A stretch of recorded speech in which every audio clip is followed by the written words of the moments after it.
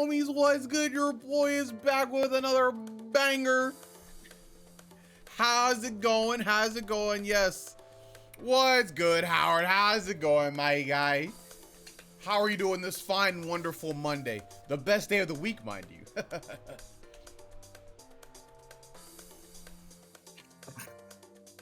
Oh my God. Water's so good. CP9 ducking.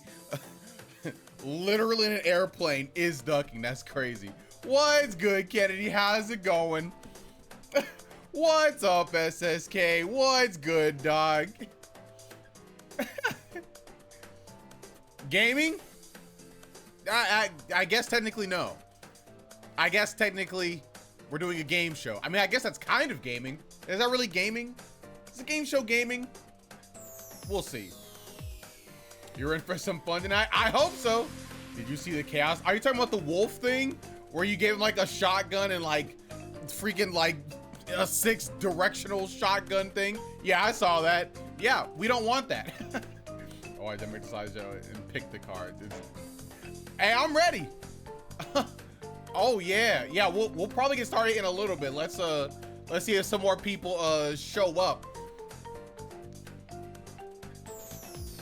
Annie? What is Annie? All of my fair, but he connects all Pikmin to extend range. What do you mean by he connects all Pikmin to extend range? Like, you mean kind of like markers? Like, or like his hold up B? So like, if I press like the aerial too many times, it'll just add all my Pikmin?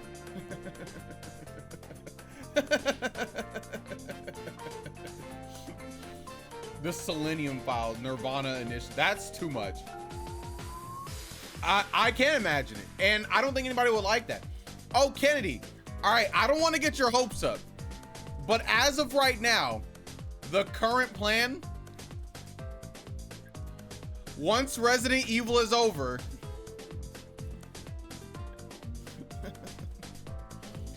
I am currently slated to play Zero Escape, the second one, VLR. I'm pretty sure VLR is the second one. I am slated to play that one currently. I don't want to get your hopes up. I don't want to get your hopes up, but that is the current plan. Oh yeah, are we doing Fall Guys soon? I forget. We are doing, I don't think we set a date for Fall Guys, but if anything, we're gonna be doing, no, I'm not gonna be here next. No, yes I am, right? Am I? Wait, hold on. Okay, so as of right now, SSK, don't let me forget. Do not let me forget, SSK, okay? We're slated for next Monday for Fall Guys, if you're down. Cause I don't think I have anything going for next Monday. So we can roll up on next Monday, my boy. And oh yeah, I guess you too, Jonah. And maybe I'll finally figure out why Lotus is good. Cause I can tell you right now, Lotus was not good. So yes, that is the current idea. VLR next or whenever after I beat Resident Evil. Lotus is appearing. So what you have to tell me is that Lotus was just bad, and that's it. Cool. Lotus was stupid. He said Lotus was good in some area, I guess. Oh, shoot. I'm done with you, SSK. That was great. You just don't get her like I do. You're right. I'm sorry. I didn't fall for the thirst trap like SSK right here. All right. I'm just a regular guy, and I thought she was gonna do some cool things, but she did not. Ace was cool until he wasn't. I admit I drank that drink like crazy. Well, you know, at least you're honest about it, SSK. At least you're honest about the thirst. I can't really be mad at you for that one. But I can call you. Freak. What's the word for pervert in Japanese? There's probably like a word for it, and it'll be really funny to say at this one, but I can't remember it.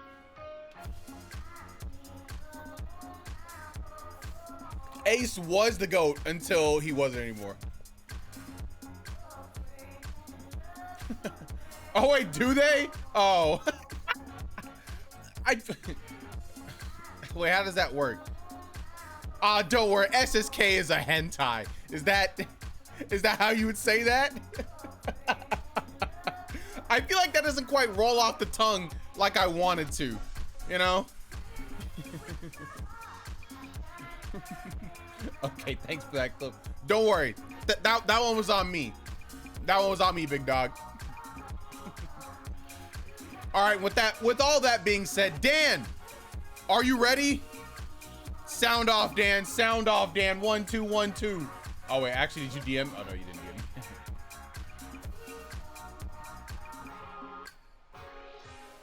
DM. He's not giving. Well, it's a good thing I asked him to sound off because he just was not ready.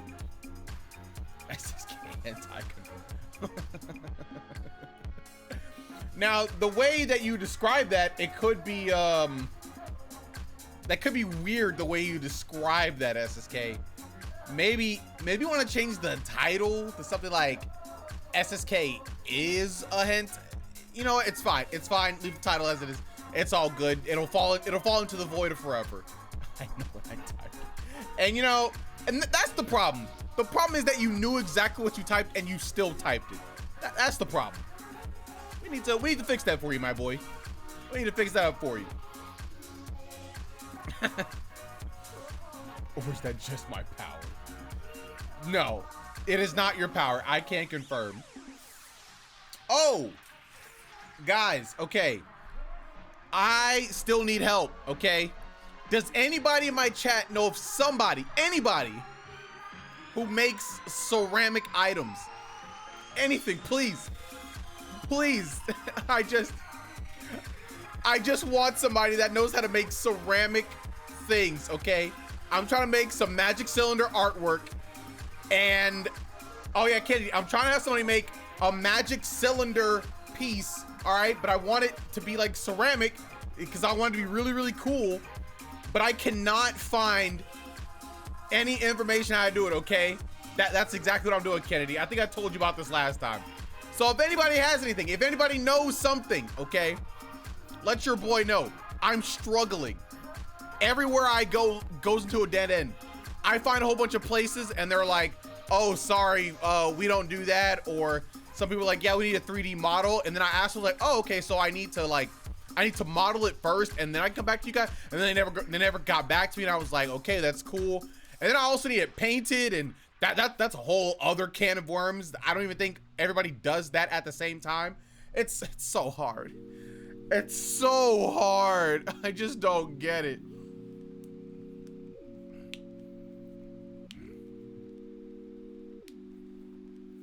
Get someone to 3D model, give it to them. I guess, but so my issue is, even if I get it like 3D modeled, I can't find anybody to make the ceramic. Like, kind of like a mug, kind of like this, you know, but like imagine this was just like Magic Cylinder, you know. Something that, somebody makes like, arts and crafts and things like that. I mean, I guess I could have it 3D printed. My fear with something that's 3D printed, I don't know if it would have like a good quality feel to it. In my mind, or at least what I know of 3D printed stuff, it's usually like pretty light, I guess, and it doesn't feel quite good to the touch. Now, I could be wrong, but what I've seen from 3D printing, that's kind of what it's like. I imagine it'll be very, very different. I want something that's like that's high quality, I guess it doesn't have to be necessarily ceramic. I guess it could be like metal too, but I figured that would be harder. I don't know. I'm struggling. If anybody knows anything, or if anybody figures out anything, hey, let your boy know, okay? Because I'm struggling. Dan's back. All right, Dan. Are you ready?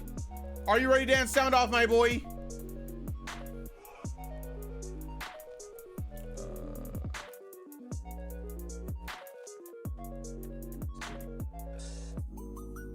Okay.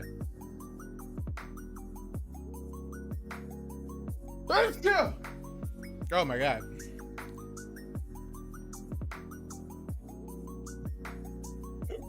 once I figure out what speakers are working. All right, just let me know when you're ready, Dan. Let me know. Check your soundboard. What do you mean? I don't have a soundboard. What do you mean? Already bet. All right, let's do this. All right, we're gonna call our boy. We're gonna call our boy.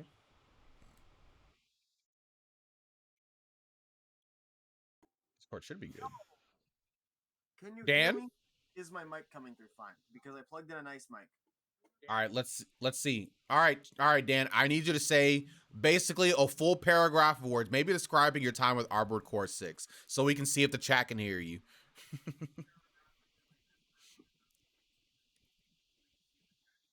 Dan? Well, okay. Armored Core 6 is fantastic. I'm on the final boss of the bad end, and it's really fun. It's everything I wanted, and everything is just more Armored Core. All right, guys, could you hear him? Do I need to turn him up? Turn him down? Very What's quiet. good? Okay.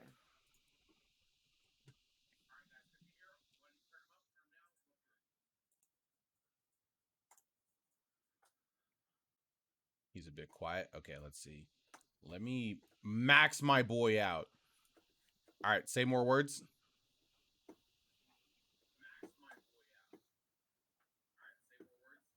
All right. How about now? I'm speaking. I'm about 2 inches from the microphone. I'm also setting up the slideshow so that it's on the first slide. Oh wait, Okay. 1 second. I need to. Much better? Okay, let me see. I never gave myself a. I never gave this slideshow a an Title. ending slide, so I'm gonna do that in like 2 seconds. Can you hear Chris? I cannot hear Chris. Yeah, because you don't have headphones plugged in. That's how that mic works. Oh, I can hear Kennedy in real time. Right. Let's see. Where are the headphones? Give me the purple ones. I need a pair too. Where's your blue ones?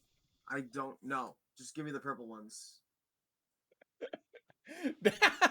Dan said, "Man." Oh wait, no, you need one for like watching this. Yes. Fucking God. They're not in there. Oh wait, hold on a second. Actually, I can do this. I forgot I can like turn you up individually as well. Looking for the headphones.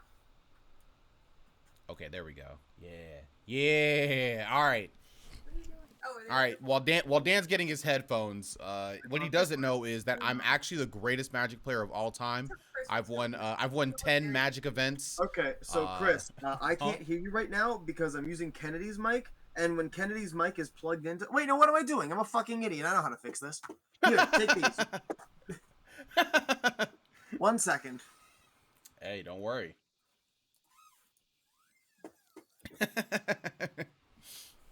All right. So remember, guys, I'm the GOAT, and I know exactly what's going on. What the freak is this? What the freak is this?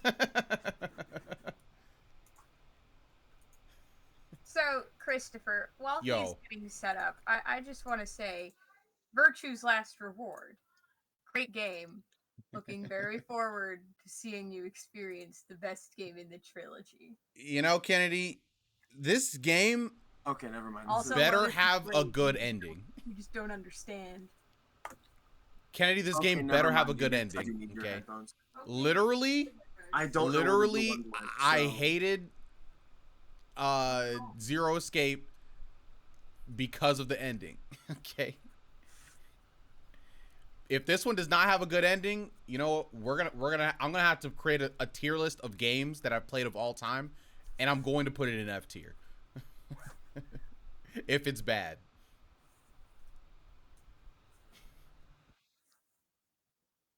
Jonah says it does. Really, Jonah?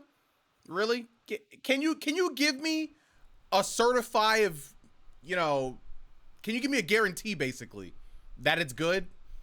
Because if so, that means you're putting you're putting your life on the line. I'm Kennedy's headphones because she doesn't know how to fucking use wired headphones. No, I do, and he's just being goofball. But she's entangling the headphones. She said, "I do." Blue ones.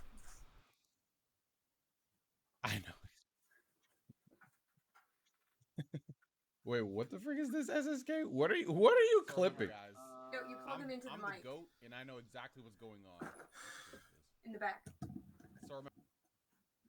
Oh yeah. SSK, yeah, you right. Also, what's good, play? How's it going? What in the world? Are you okay? No, you're extremely loud on my end. I was like, what? I just plugged in the headphones. You're extremely loud on my end. Oh my god. That was very, very funny. All right. We good? 1 second. Let me turn you down. He's so loud, I can hear it echoed from over here. How about now? Oh wait. Oh, were you talking to me? Yeah. Can I hear you? No, I just need you to speak so I know you're not blowing up my eardrums. Oh, okay. I got you. Yes, Streamer is here. Hopefully, Streamer is not blowing out your ears right now. Okay. You're a little loud, but whatever. I'm not gonna bother. Nothing is working, so I'm just gonna deal with it. I'll just use one earbud. Okay, all right, that's fine. Well, you know, maybe I'll lower the tone just for maybe I'll speak in a smooth voice, so at least it'll give you a little bit of soothing sounds to your ears. Oh my god, CP9 ASMR. Is that? Yo, we got the PS5 finder in the chat right now. What's good, Fong? It's actually crazy, Fong, that you literally just found a working PS5 in your recycle bin. I still think that's crazy. What kind of God-given luck do you have? The worst part, my guy doesn't even care about console gaming. That's the crazy part. You know, Fong, you could always just give it to me. I'll keep that third PS5. Yes, I will. It'll be great.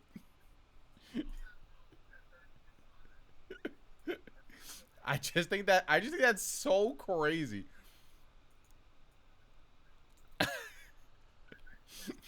What? You're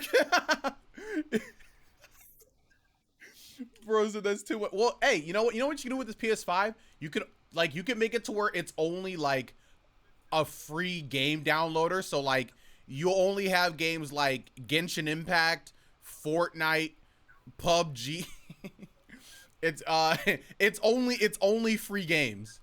I think that would be pretty funny. That's crazy. Who throws a working PS5? So what we've gathered is that it was likely some kid's PS5, and they likely didn't have good grades, or they weren't supposed to be playing it on the first day of school, so their parents threw it away in the recycle bin, and they threw it away in his recycle bin so the kid wouldn't come out looking for it in their recycle bin. That's the thought process, which is actually crazy because there was also a broken TV in there as well. So that's why we think it might have been a disgruntled parent. And Fong absolutely took advantage of that situation. He said, F them kids, and it took the PS5. Because he's truly a villain in some kid's story now.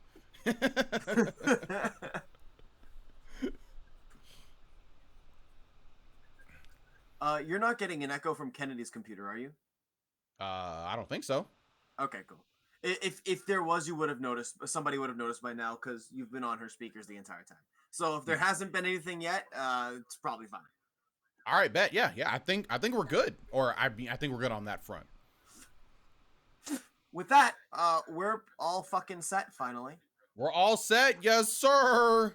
All right, Dan. I'm ready. Me share my screen.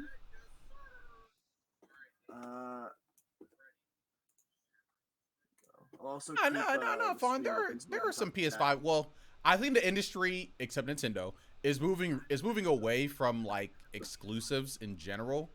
Okay, you know, I take it back. I low-key take it back. I forgot Bethesda and Microsoft was a thing. All right, let's go ahead and get Dan's screen. Where the freak is this? Okay, let's see. Oh no!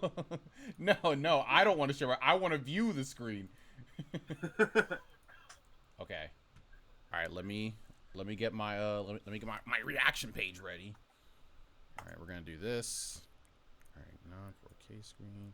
We're gonna do other things. We're gonna do this. We're gonna do this. Boom. And you know what I can do? I can actually be the goat. I can duplicate. V. Okay.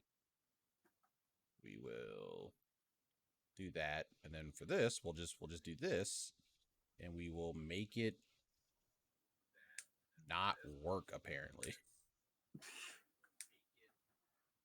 Okay, here we go. We'll do this. Do a little bit of this because this makes it look a little bit better. There we go.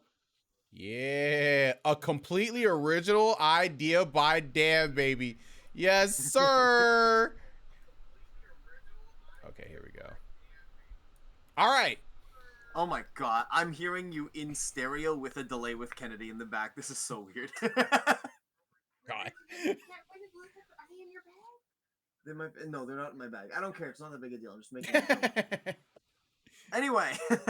Oh wait, let's. Okay, Jonah says there is a micro echo, but it's more than tolerable. Okay, that's fine. It should be all right. All right, stream. If it becomes not okay, let me know, and I will get rid of the problem personally.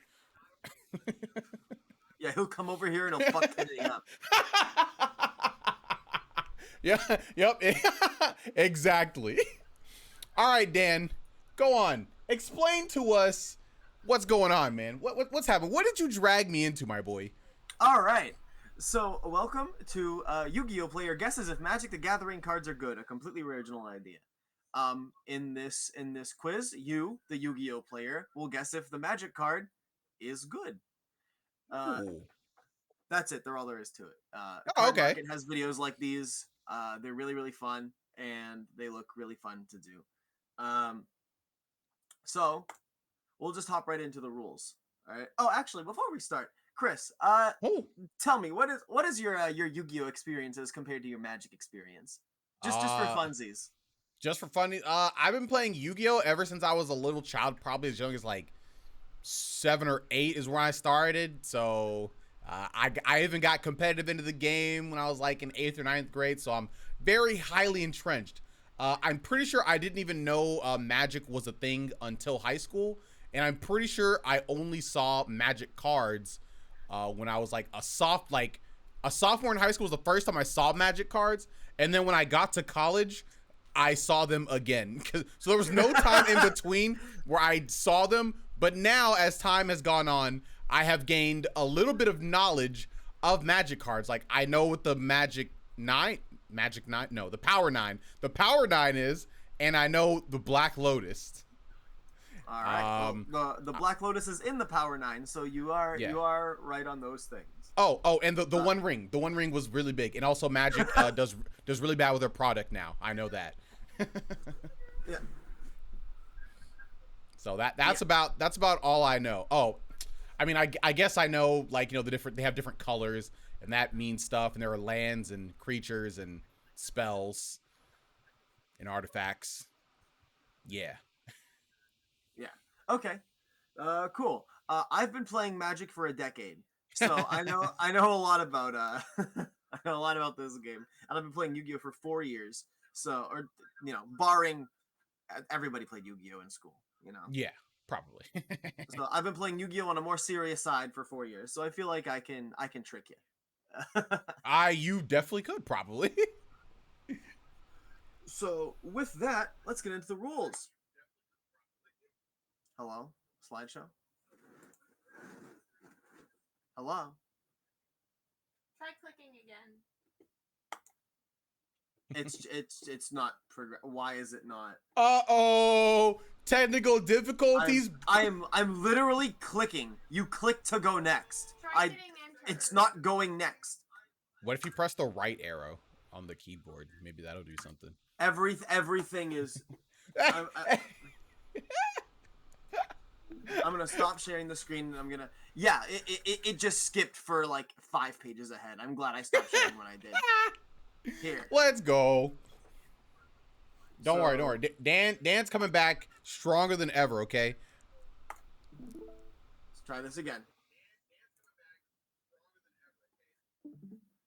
Okay, back in here. All right. Rules. Okay. You have to be fucking kidding me. Does it not work if you're sharing the screen? It worked last time. That's actually true. I'll vouch. You'll vouch that it did in fact work last time. I mean, that is true. It did work. We did do a whole game show.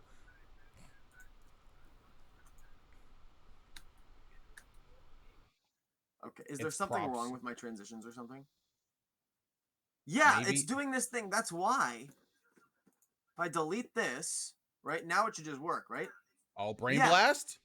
So for some reason, I'm gonna check every single slide now. For some reason,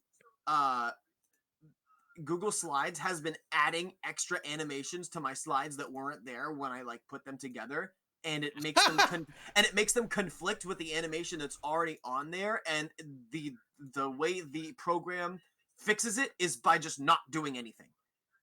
See, this is why people like, you know, just talk bad about Google and like their free stuff, you know? Hey, all I'm saying is PowerPoint ain't never done me dirty. That's fair. Okay. Why does that even... that's a great question, This Joe. animation is nowhere to be found anymore. I am, in fact, just going to start on the first slide of rules, though. So. All right, let's see it. There. Bet, let's go. All right. You good? Yeah. Okay. So, here are the rules. I'm going to show you a card, and you're going to guess how good it is. Each slide will have you guess 1, if the card is banned, and 2, if the card is good. All right? Okay. You get 1 point per correct guess per question. So if you guess right on it being banned and on it being good, you get 2 points. If you guess one right but not the other, you get 1 point, etc. The cards will be ascending in difficulty, starting with easy and going to hard. And this is going to be exclusively focusing on paper 1v1 constructed Magic. The formats will vary, but they're all in paper and they're all 1v1. MTG Arena formats like Historic aren't being considered, and neither is Commander. Commander, despite being Magic's most popular format, is a very lenient format when it comes to card quality, and a lot of cards that are considered otherwise unplayable can still find a home somewhere in Commander, so it's really not a good gauge on card power. And as for Arena, I just don't want to support MTG Arena, I'm just going to be honest. Oh, that's great. I have no idea what any of those things are, so I know. Great. This is more so just for preface. Question though, so it says, so when you say I'll have to guess if the card is banned in / if the card is good. So does that mean that every card that is necessarily, or every card that is banned is not necessarily going to automatically be a good card? It's kind of like Yu-Gi-Oh, where there are cards that are on there that shouldn't be on there anymore because they're definitely not that good. I will tell you that not every card on the ban list is banned because it is too good. However, It's not a Yu-Gi-Oh situation where cards are just not busted anymore, but they kept them on there. They're on there for different reasons. Okay, gotcha. Okay, got it. Time for additional rules. So, 1, because you don't play this game, you can ask me anything you want about game mechanics. What is flying? What is a converted mana cost? These questions are just free. Like, I'm not gonna. You have no infinite uses for these. Oh, let's go. You can also ask me more specific questions on abstract things like, is doing X typically good in Magic? Do you see a lot of this strategy, etc.? But I reserve the right to not answer your question if I think it's going to help you too much. Okay. All right, that's fine. And 3, this is a good one. You have 1 lifeline. I might refuse to answer a question of yours, but you can ask Kennedy, who does play Magic, but more importantly, watched me pick the cards and knows all of the answers. But she might be lying. What do you mean? She might try to instigate chaos and might answer you truthfully, or not answer you truthfully, or maybe she wants to see me lose and she'll tell you the truth. Nobody knows, not even Kennedy. It's true. Okay, if she lies, do I get to keep my lifeline? Since she in fact No. did not give. You can. Well, you can cash in on her multiple times if you want, but there's no guarantee she's telling you the truth. Okay, all right, got it. My only lifeline is literally chaos I will decide incarnate. in the moment whether or not I want to be honest. Yes. Okay, all right. I'm down. All right. Freaking So sleeper agent Kennedy. All right, Yeah. what's up? Sleeper Agent Kennedy. Without further ado, let's begin. All right, easy. Yo, your boy, the GOAT. Let's go. All right. So, first up, you need to get this one right. It's called Time Walk. Okay. 2 mana, 1 in a blue. Take an extra turn after this one. Okay, when you say take an extra turn, like you play this, you play this card, and then when you end your turn, it's your turn again. Yes. Is that okay? Well, yeah, obviously that card is okay. I don't know if it's broken, but that card that is a good card. Is it banned? I feel like it has to be banned. I feel like this card is definitely banned. You are absolutely right. This card is insane. like, bro. This was the first card in the slideshow because it's so obviously good that you had to get it right. I was like, bro, there's just no way. Yeah. This is part of the Power 9. Oh, it which are the is? 9 most Okay. broken cards in Magic's history. 7 of which are mana accelerants. 1 draws you 3 cards for 1 mana. And then there's this card. 2 mana, take an extra turn. It's banned in all formats except Vintage, where it's limited to 1, and it's only not banned in Vintage because Vintage doesn't ban cards. It's like the limited format in Yu-Gi-Oh, or Yeah. the or what is it called? It's not limited. Is Traditional. it traditional? It's That's what it's called. It's traditional, Yeah. and yeah, it's exactly what it is. For the record, there are cards that let you take extra turns for anywhere between 4 to 7 mana that are still competitively fantastic cards. So doing it for 2 is like absolutely fucking ridiculous. That's actually crazy. This card is dumb. Yeah. This was printed in the first set before they knew what they were doing. That makes sense. Much like the rest of the Power 9. Well, let's see. Okay, all right. Got that one. That was easy. You did it. Yeah. All right. Up next, Craterhoof Behemoth. Oh, wait. I'm sorry. This is the wrong art. Let me grab the right art real quick. The good art. There we go. That's much better. Bro, what is this? Did Kennedy draw this? No, this is an official piece of Magic merchandise. There's no way. They reprinted this card as with an interpretation of, I believe, like a 7-year-old with a crayon, and they put it on a Magic card and they sold it to you for $20. Bro, they sold it for $20. Is it still worth $20 today, or is it worth more? Oh, no. This came out like last year, I think. For $20. Oh, I think it's okay. It's recent. The card itself is like well over a decade old, but this reprint came out last year. Are people selling it for a lot of money, or is it still just 20? New card, like when we started playing Magic, Yeah. which was like 2013. Yeah. Gotcha. Okay, that's very funny. So let's see. Let's see what this card is about. It's called Craterhoof Behemoth. Yes. It takes 8 mana to summon creature beast. Does that mean anything, or is that just its type? Okay. If a creature type is relevant, I'll tell you. Okay. 5 mana. and 5 mana and 3 green. So 5 green. Okay, and you said this came out in 2013? A little earlier than that. It came out in Avacyn Restored, which I forget the exact year, but early 2010s. I'll check. Okay. It's a green card. Okay. All right, cool. When Craterhoof of Behemoth enters the battlefield, creatures you control gain trample. Trample is when you can just kill things that that are the same amount of what is trample again? Trample is piercing damage.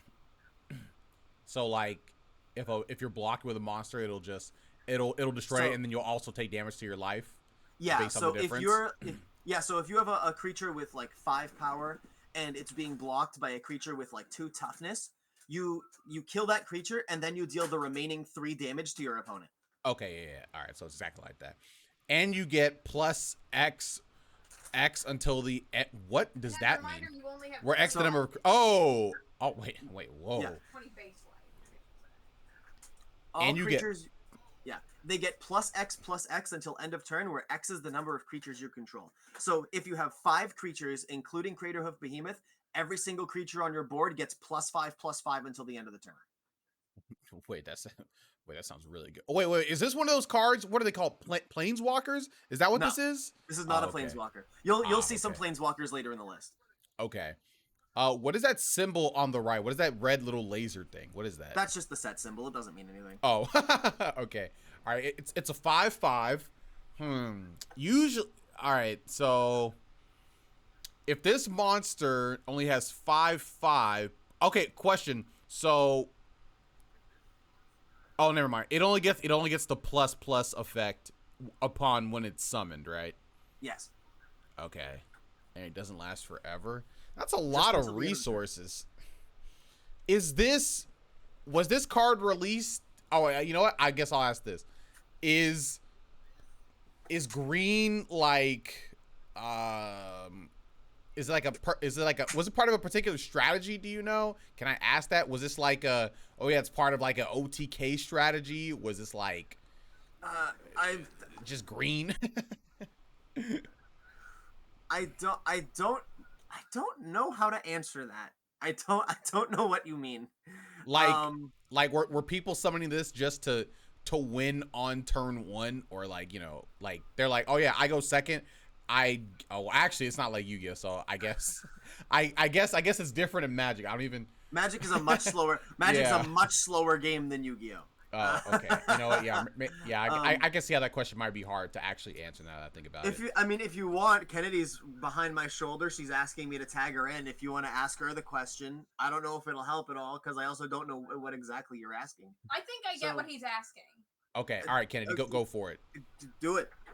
Go into the mic. Hang on. Let me see a headphone so I can hear Chris. Yeah. There you go. Okay, Christopher. So let me make sure I'm understanding. I think I get what you're trying to say more than Dan does.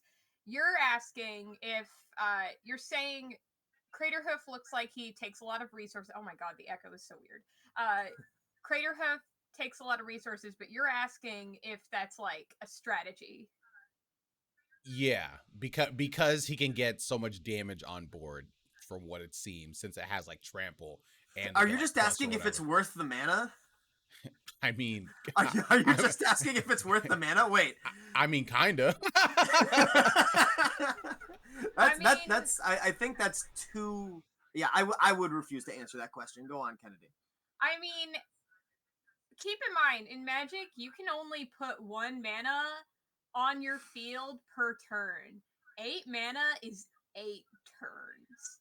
You have 20 life in Magic, so it's like. But I know Magic is slower. It's way slower, and that's a lot of resources, man. I know. That's 8 turns. That is 8 turns to bring out this. I love this art because I feel like it really shows him in all his splendor. I'd be real intimidated if that came on the field. I say I'd be real intimidated if that came on the field, but here's a fun fact. I have this card, and I have put it on the field in times past. So, and people are intimidated. Trust me. Oh, look! I just noticed it was drawn by a 5.5-year-old. I just noticed in the corner. It says Kira, drawn age by 5.5. Age 5.5. Wait, what? Oh, it does. Yeah, that's actually adorable. I have never noticed that until just now. It loves to eat all things crispy, crunchy, and cheddar flavored. Fine, I will answer those questions after Chris gives me his answer. Yeah, all I'm going to tell you is that 8's a lot of resources. Magic is a slower game than Yu-Gi-Oh, but like, let's be real, it's not that much slower. I'm gonna say, oh man, that's a great question. I feel like this card was 8 resources. I just God dog. I just don't know the resource man. That's like the hard because if this you is got part a 50-50 chance of being right. if this so this card is definitely not banned. I'm gonna say it was. Come on, You know what? Christopher. You know what? You know what? This help me. This was a good card, but it is not banned. There we go. Well, Chris, you were exactly right. He's pretty good. Let's but go. Not banned. All right, let's go.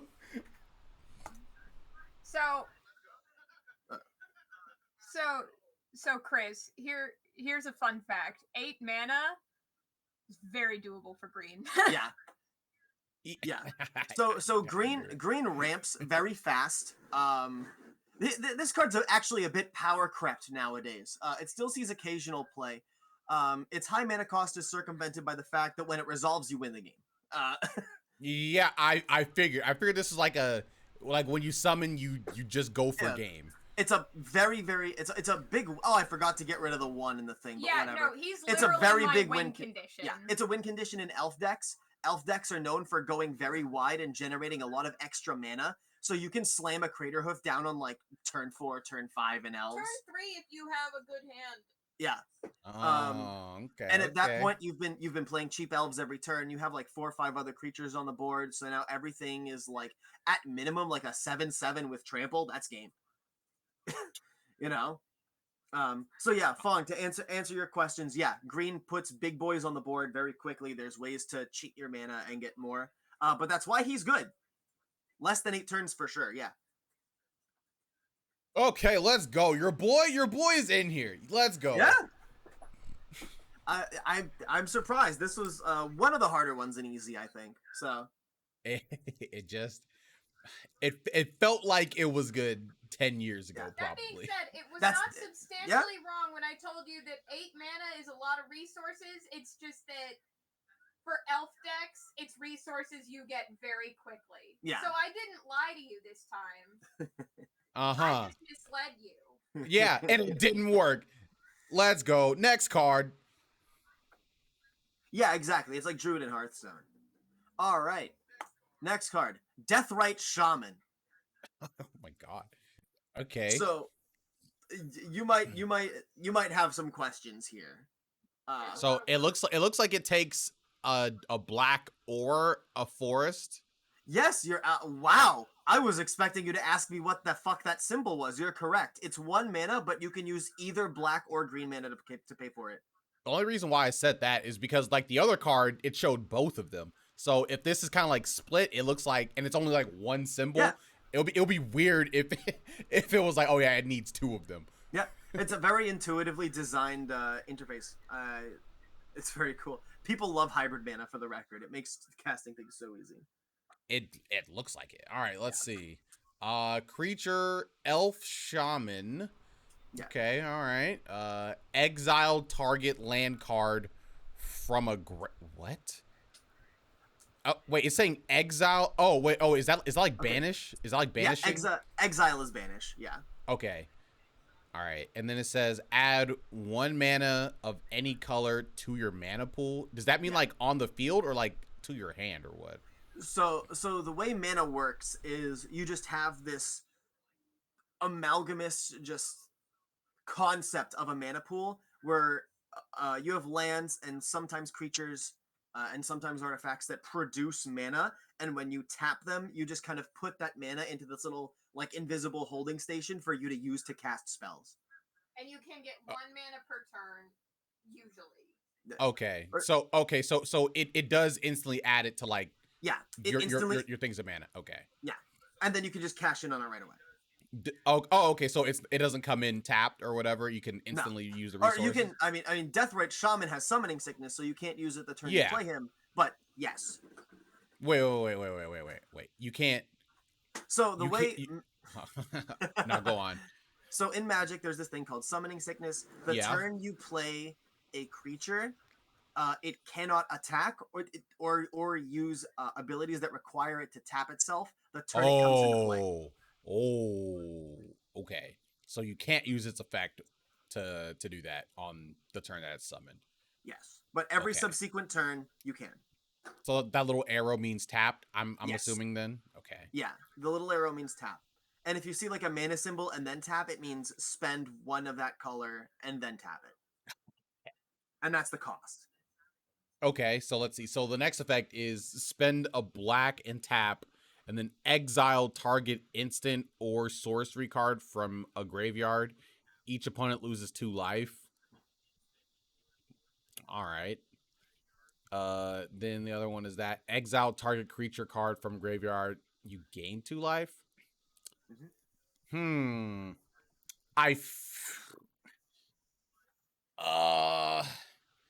Okay, so I definitely feel like this card is definitely not banned, unless there is some kind of wild strategy where you get like 20 of these guys on the field or something, like turn 2 or something like that, and then you're just like, then you tap everybody and all of a sudden you just have like 1,000,000 mana and something like that. Unless there's something like that, this card is not banned. Now, unless it is part of some kind of like swarming strategy.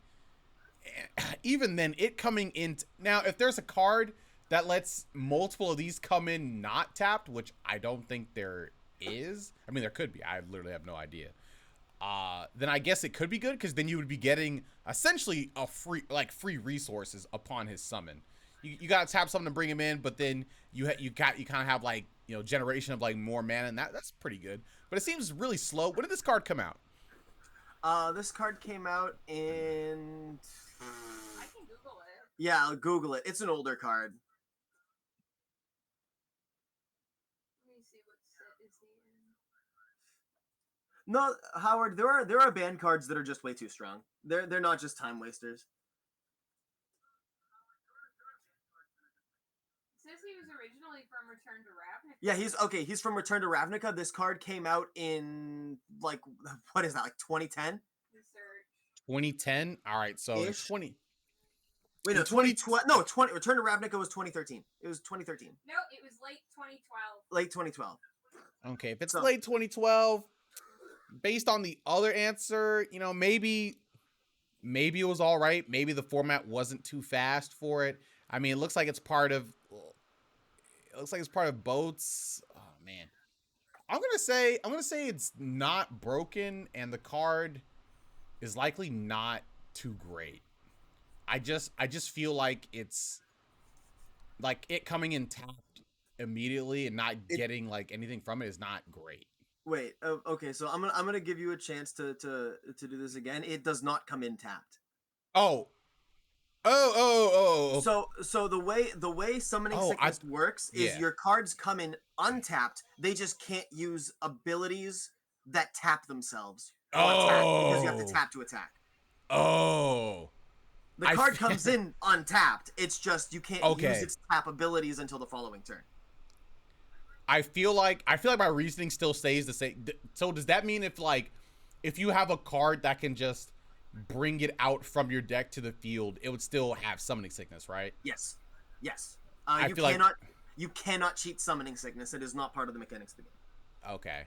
I'm gonna still say it's bad, and it's not broken. Okay. Well, you are 100% wrong. He is banned and ridiculous. How is he banned and ridiculous? So, needing to exile a specific card from the grave to use his ability may seem situational, but it's really not. It's pretty easy to get off any of these effects, especially the first one, which is the most important one. Being able to add 1 mana of any color by just exiling a land is insane. It's some of the best color fixing in the game. A lot of people would call this card the best mana dork ever printed. It has very, very little competition. Yeah, it fixes your colors. It puts you a turn ahead in terms of mana, because you play like a forest. You cast this, right? That means on next turn you play another land, and now you have access to 3 mana instead of 2. You're ramping. Well, how do you get lands in the graveyard? There are these things in the game called fetch lands, where you play them and then you tap them and you sacrifice them, and then they search a land from your deck and place it right onto the battlefield. and then you have a land in the graveyard for him to exile. Huh. And fetch lands are played universally within every format they're legal in, because they're very expensive and they break the game, and nobody likes them, but they're there and they're busted, so everybody plays them. And everybody who can afford them uses them. Yeah. You know something I forgot about Magic? I was thinking about it in terms of Yu-Gi-Oh! So I'm like, well, if you just summon him, then like the opponent could probably just kill him in like a turn. But Magic is different because you could just like not block with him or whatever, so he can stay on the field for however long. He doesn't have to die, right? Yeah, unless the opponent actively kills him. Yeah, unless they like actively try to kill the card. Yeah, it stays on the board. I didn't think about that. Yeah, and also its other effects are still very good. Draining an opponent for 2 life, healing you. The healing is typically not very good in any trading card game unless it's incidental, but you know what? In this case, it's incidental, you know? Being able to exile anything from any graveyard at instant speed, which for the sake of this, instant speed is like spell speed too. It's like quick play spells. Wait. This effect is an instant? Yes. These effects are instants. Wait, what? You can do this on your opponent's turn as well. Wait, I thought it. Wait, how are you supposed to know that? Because it doesn't say otherwise. What? You know what? All right, that's just lack of knowledge right there. Yeah. I thought it would say that. No, it'll tell you when it's not instant speed. God, okay. And just being able to exile things from any graveyard at any point is fucking crazy. There are very strong graveyard strategies in Magic. Wait. Does that mean you can do that on your turn and your opponent's turn? No, because you have to tap it. Oh, and you can't tap on your. Oh, I'm sorry. If you don't use it on your turn, can I use it on my opponent's turn? Yes. Your cards untap once per turn on your turn. Oh, okay. Yeah, you have an untap like phase. Okay. So let's say for example I summon him. Obviously I don't do anything, and then on my opponent's turn I can activate his effect to make my opponent lose 2 life as long as I have the resources, and then on my turn he untaps, and then I can just do it again immediately. Yeah. Okay. All right. The damage and the life gain are more so incidental in this case. For the other 2 effects, you really are just wanting to like exile a card from a graveyard for the sake of making your opponent unable to use it. I can definitely see how he's good now. I guess I would need to see more, because he doesn't seem broken to me, but that's just me not knowing Magic, I guess. He's crazy. He's ruined formats. His strength comes in his versatility. He's just a very versatile card. He has a lot of applications. A lot of people call him a 1-mana planeswalker, despite not being a planeswalker, because he just has that many effects. And he's banned in both Modern and Legacy. Okay. All right. That one definitely caught me off guard. Yeah, 100%. All right. Wait, so these effects are quick effects? Yes, they're quick effects. Unless otherwise stated, a creature's effects are typically instant speed, unless otherwise noted. Like, it will say, like, do this, only play this at sorcery speed, and that means you can only do it on your main phase. I'm sorry, I just didn't know the mechanics well enough. The only thing mechanics would have saved me from is seeing if this card was good or bad. I still wouldn't have said he was banned regardless. I would have just got that one wrong. All right. What's good, RE? All right, let's do it. Up next, we have Hedron Alignment. I love this card, for the record. This is one of my favorite Magic cards. Okay. Hexproof. Okay, so it's an enchantment. Okay, it costs 3 resources. It's a blue card. At the beginning of your upkeep, you may reveal your hand. If you do, you win. What? If you do, you win the game. If you own a card named Hedron Alignment in exile in your hand, in your graveyard, and on your field. What? So you can run up to 4 copies of a single card in Magic. Yeah. And this is an alternate win condition card. You have to have 1 Hedron Alignment in your hand, 1 Hedron Alignment on the field, 1 in your graveyard, and 1 in exile. And when all 4 of those are met, You reveal your hand to prove you have the Hedron alignment in your hand, and then you win the game. Oh. Okay, I'm gonna say the card is bad and it's not banned. You're absolutely correct. You're absolutely correct. This card is terrible. Hedron alignment is about as close as Magic will ever get to having Exodia. Simply put, not only do you need to build your entire deck around it to make it work, but it's also a lot of work to make it happen. It's easily countered by more or less anything because it's everywhere. It loses to graveyard hate, it loses to counter spells, it loses to hand disruption, it loses to board wipes, everything. But it feels really good when you pull it off. Jose, it feels good when it works. At first I thought it was saying like, yeah, man, if you have this card in your hand, and then if you have just like one more, you win. I was like, what? I was like, wait, that sounds crazy. Bro, just 2 cards? But then you read it, I was like, oh, never mind. Now that's gotta be bad, right? Yeah, it's terrible. But it's really fun. I bet it is. All right, next. Easy card is easy. Teferi is that Time Idris Rack. Elba? Yes, it's Idris Elba. What? Okay. All right, this is a Planeswalker. Okay, so if you need me to explain how Planeswalkers work, just let me know. Don't worry, I will add. All right, so this guy takes 3 mana. Okay. One he says white, Planeswalker. Blue. Okay, all right. Each opponent can cast spells only anytime. Wait, each player can cast spells only anytime they could cast a sorcerer. So, that's worded weird. So basically, it means there are instants and there are sorceries, right? Yeah. Instants are cards you can play on your opponent's turn or your turn. Sorceries are cards you can only play on your turn. So this card is basically saying your opponent can only use no instants, or you can use instants but only on your turn. Wait, it says each opponent. Yes. Why does it say each opponent? There are multiplayer formats in Magic. Oh, okay. And it's just covering its bases. Okay, I was like, bro, what could they possibly like? Why don't they just say both players? Okay, all right, I understand. Well, it doesn't affect you. Yeah, well, I that's why I was confused because say each opponent. I was like, bro, what? Multiplayer formats, because we have so many like 5 and 6 player Magic games going in VGA. I thought they were just something that we did. I didn't know that was like a thing that Magic cared about. Yeah, that's fair. So let's see. So until your next turn, you may cast sorcery spells as though they had flash. And then so the other one. So flash, I know you don't know what this means, so I'm just gonna tell you. Flash means you can now cast them at instant speed. So this card is saying your opponent can only use sorceries, but your sorceries are now instants. But what is the 1 though? What does that +1 mean?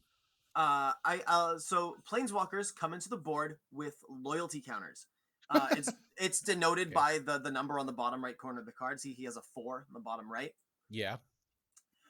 So the +1 means you add 1 loyalty to his total loyalty, and then you do this effect. The minus effect means you take away that much loyalty from their current loyalty, and then you do the effect. Okay. So I could. Well, what happens if I don't have enough loyalty? I just don't get any effects. Yeah, if you have less than the amount you can pay, you cannot activate it. Okay, so for example, if I use the -3, I can only use that effect once since it's -3, and he only has 4 loyalty.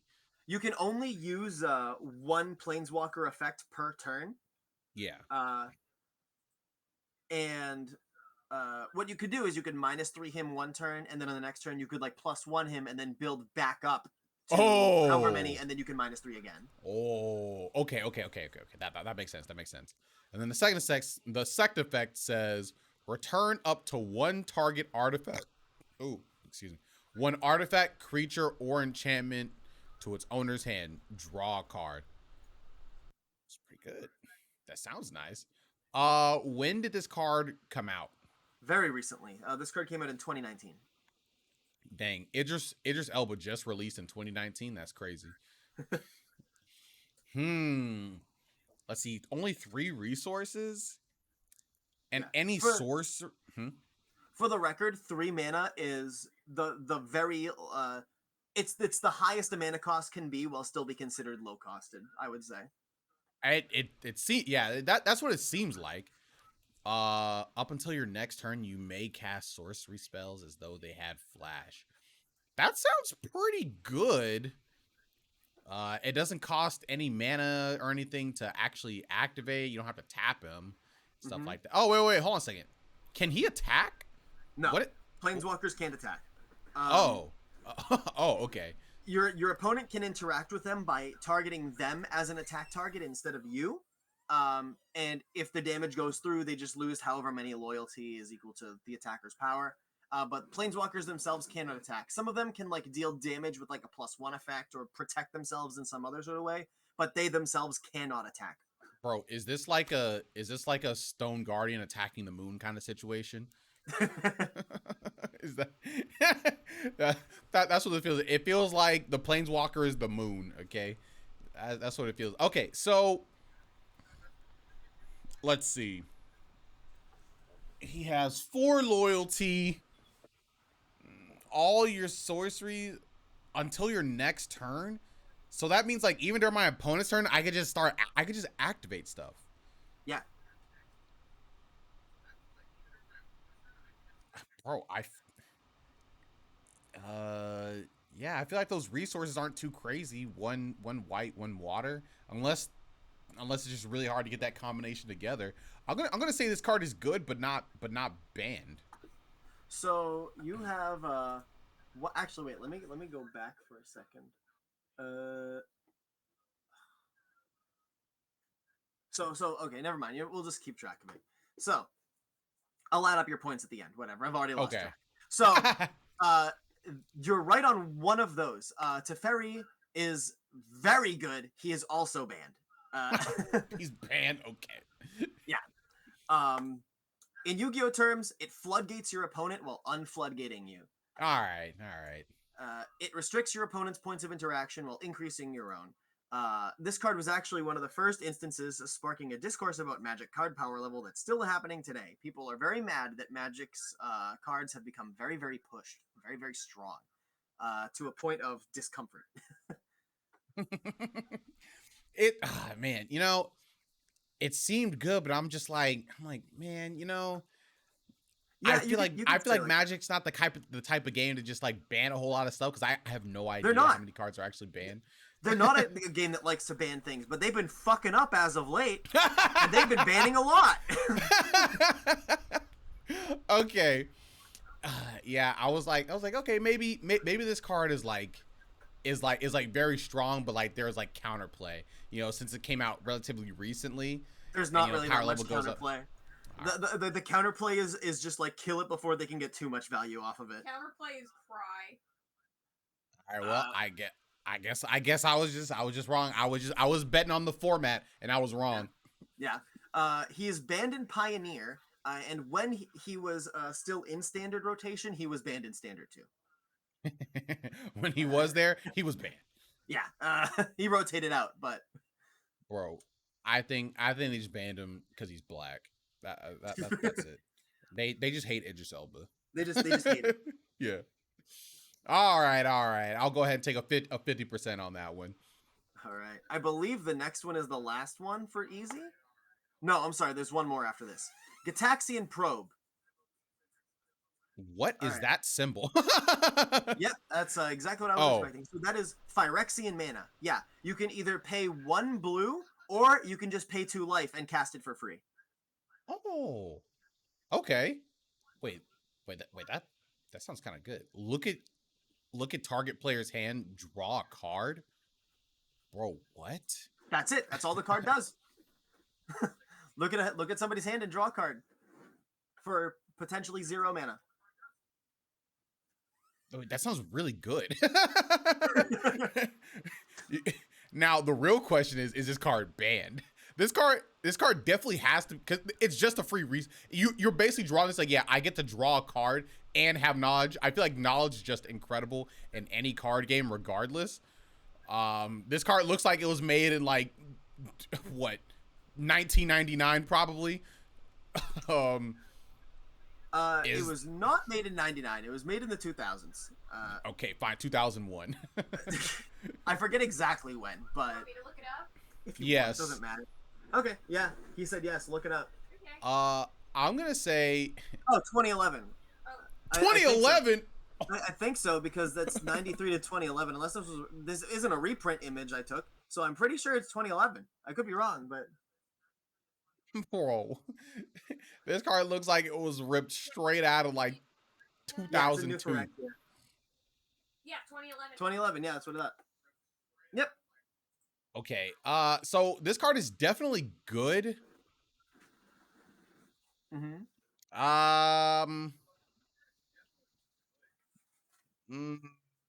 Okay, so it's not floodgating my opponent. My opponent could play through this. It is free, so it could be banned. You know what? It's good, but it's not banned. Again, you're half right. It is extremely good and also bad. God, dog. Yeah, it turns out functionally running a 56 card deck for 0 mana and getting hand knowledge is a little bit too strong. You know, I was thinking, I was like, because I was thinking about what you said earlier. I was like, well, it's not floodgating my opponent. Like they can still play. Like that's still good. It is drawing you a card in hand knowledge, but like for the record, for 0 mana. For the record, floodgates are not that common in Magic. There's like a handful, and most of them are bad. Ah, okay. Okay, all right. all right. I can see why it would be busted. Yeah, it's fair. Yeah. It's banned in Modern, Legacy, and Pauper. Pauper? What the freak is Pauper? Pauper is commons only. Commons only? Commons only. This card's a common. It's a common, bro. What?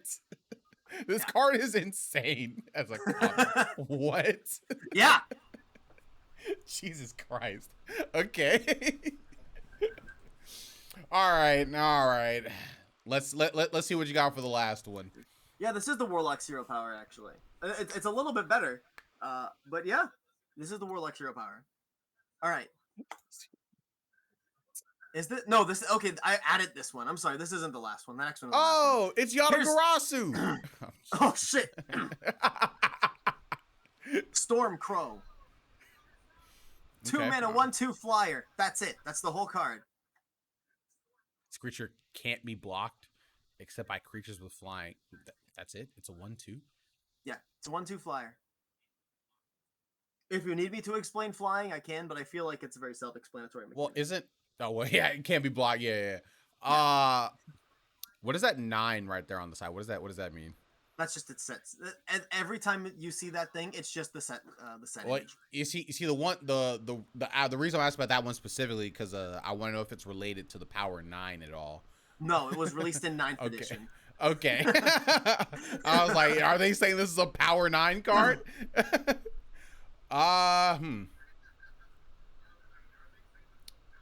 That's it. It's 2 mana. Can't be blocked. It only does 1 damage. You can always tap me in. Don't worry. I don't think I'll need you for this one. It's really low resource, so you can start immediately doing damage. Oh, there's just now the crazy thing is this card does not seem that great at all. But you put it on here for a reason. Okay, we're getting meta now, I see. like maybe it actually is good because of something. Like, I don't know, maybe if you put this in maybe if you have 4 of the, no, bro, it only does 1 damage. I mean, unless there's like another card that modifies it, it's only 1 damage. That it can't be. I mean, I guess it can't be blocked by unless it's by other flyers. And that's annoying, I guess. But it's like taking Sparks damage, you know, like in Yu-Gi-Oh, like a 200. All right, it's kind of annoying, but whatever, I guess. I'm gonna say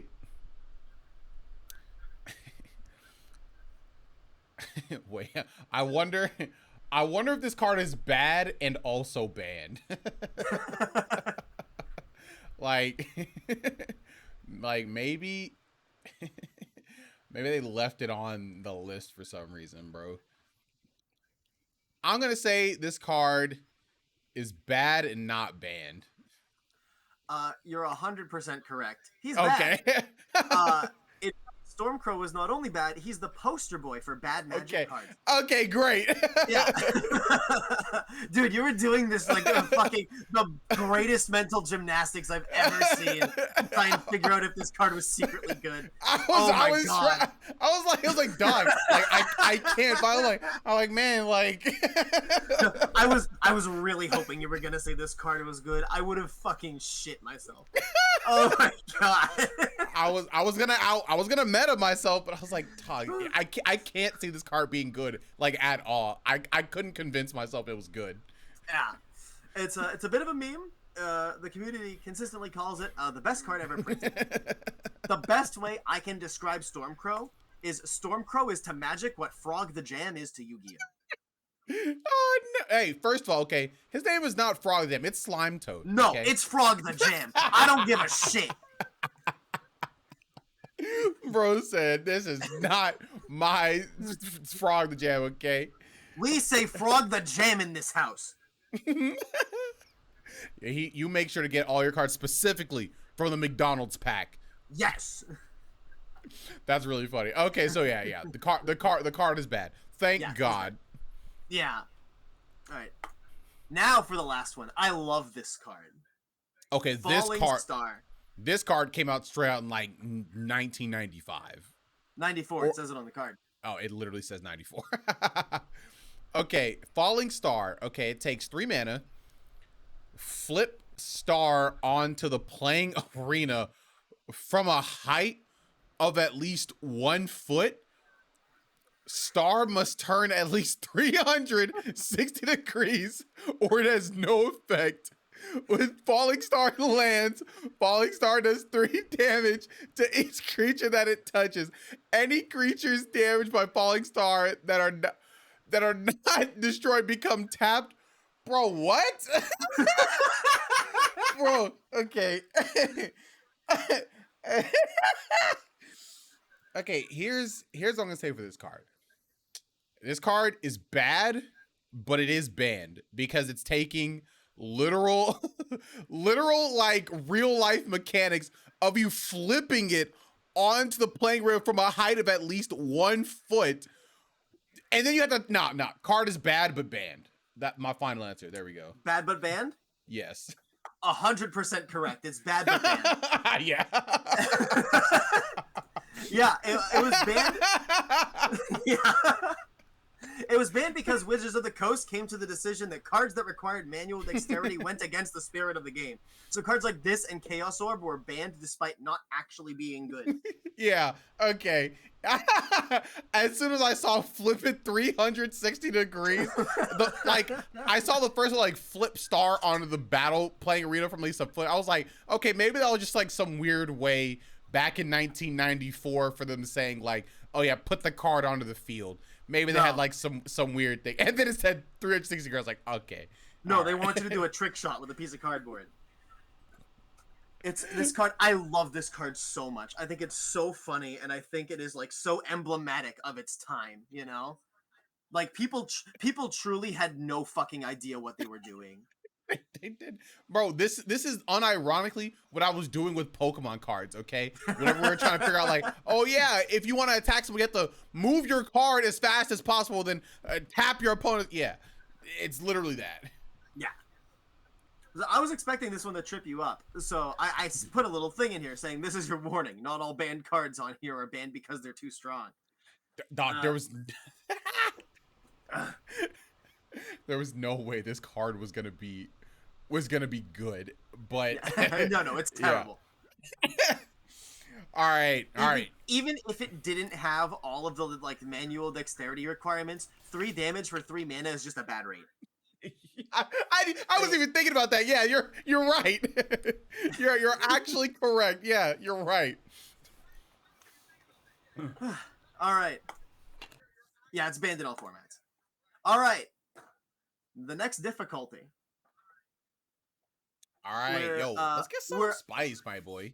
We're a little over a third of the way done. Okay. So, up next, Thoughtseize. Bro, is this my sleep paralysis demon right now? Kind of. Bro, what? Okay, so let's see. So it's sorcery. All right, so that means spell speed 1. It costs 1 black. Target player reveals their hand. All right, hand knowledge. You choose a non-land card from it. Okay. The player discards that card. You lose 2 life.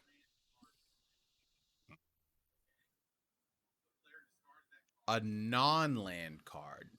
Yeah. So I guess I have to know, or I guess what I would need to know in order for this to be how good is hand knowledge in Magic? Because I know in Yu-Gi-Oh, hand knowledge is good, but you can like recycle stuff really well at times, so it's not everything. I think hand knowledge is a little bit better in Magic than it is in Yu-Gi-Oh, but it's certainly not like a game-defining thing. Okay.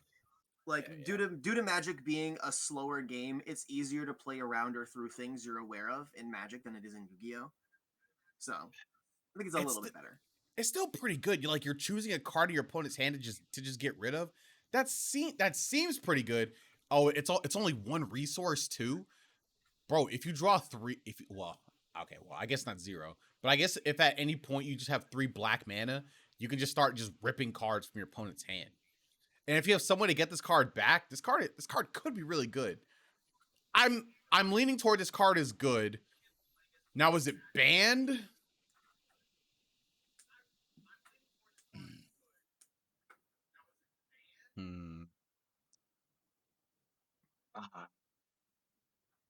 It says you lose 2 life though, but I don't know. But I'm assuming Okay, I'm gonna say the card is good, but it's not banned. There we go. Okay, that's what I'm gonna say. Locking into that. Yeah. All right. Again, you're exactly right. It's extremely good, but not banned. Thoughtseize is a card people love to hate. A lot of people want this card banned, but it's not banned. Being able to take out a crucial card from your opponent immediately upon starting the game is just really strong. If it didn't say the part non-land, I would have said ban. Like, because I feel like in Magic, if you're taking a land from somebody, that's a pretty powerful resource. Yeah, I mean, taking anything from somebody is a powerful. I think if you could definitely take a land out of somebody's hand, it could go into bannable territory, because then like if they just decide to keep a risky hand, they might just be out of the game. Yeah, like actually, yes. Like, dog, imagine you play a black, and then you activate this. You look at your opponent's hand, take their only land, and then they don't draw. And they're like, well, sorry, I guess you just can't play. Sucks to suck, I guess. and 2 life is absolutely nothing. Life is a resource in Magic, just like it is in any other trading card game. The only life point that matters is your last one. Okay. So, at its best, it can single-handedly win you the game. if you out a crucial combo piece in a combo deck, and they just can't recover from it, you've probably already won that game. If somebody keeps I don't know, at its absolute worst, it slows down your opponent or removes a major threat, and now you don't have to play around as much shit. Some cards don't even care about your last life. Yeah, it's true. Some don't care at all. Some do like fucking 30 damage anyway. We'll see a couple of cards on this list. Okay. All right. But yeah, I don't know if I have another. Oh yeah, I do. I have one more here. People will sometimes play Inquisition of Kozilek, which is functionally just Thoughtseize, but a little bit worse. And people will run it just so they can have more copies of Thoughtseize, essentially, because this effect is just that powerful. Okay. Yeah. This card is definitely good. Okay. All right. Yeah. Yes. Let's go. Your boy knows Inquisition card of design. Kozilek is typically referred to as copies 5 through 8 of Thoughtseize. Copies 5 through 8. You know, it's kind of like in Yu-Gi-Oh. Like, oh yeah, we have. Yeah, it's we like have Valor is terraforming. copies 3. Valor is copies 3 through 6 of Imperm. Basically. Yeah. All right, bet. Let's go. Next card, Raging River. This is another. I love this card. It's really stupid. Oh, what is this? You might need to reread it a couple times. Bro, okay. When you attack non-flying defending creatures. Oh, wait, okay. When you attack non-flying defending creatures must be divided as opponent wishes between left and right sides of the river. Okay. Then you then choose on which side of the river to place each attacking creature. And attacking creatures can only be blocked by flying creatures or those on the same side of the river. Bro, what is this? What is this? So to make it a little bit easier to parse, when attackers are declared, right? You separate both you and your opponent separate your cards into left and right piles, or all of your non-flying creatures into left and right piles. And each creature in the left pile can only be blocked by other creatures in the left pile. Each creature in the right pile can only be blocked by creatures in the right pile, etc. Flyers, flyers just ignore this card entirely. Yeah.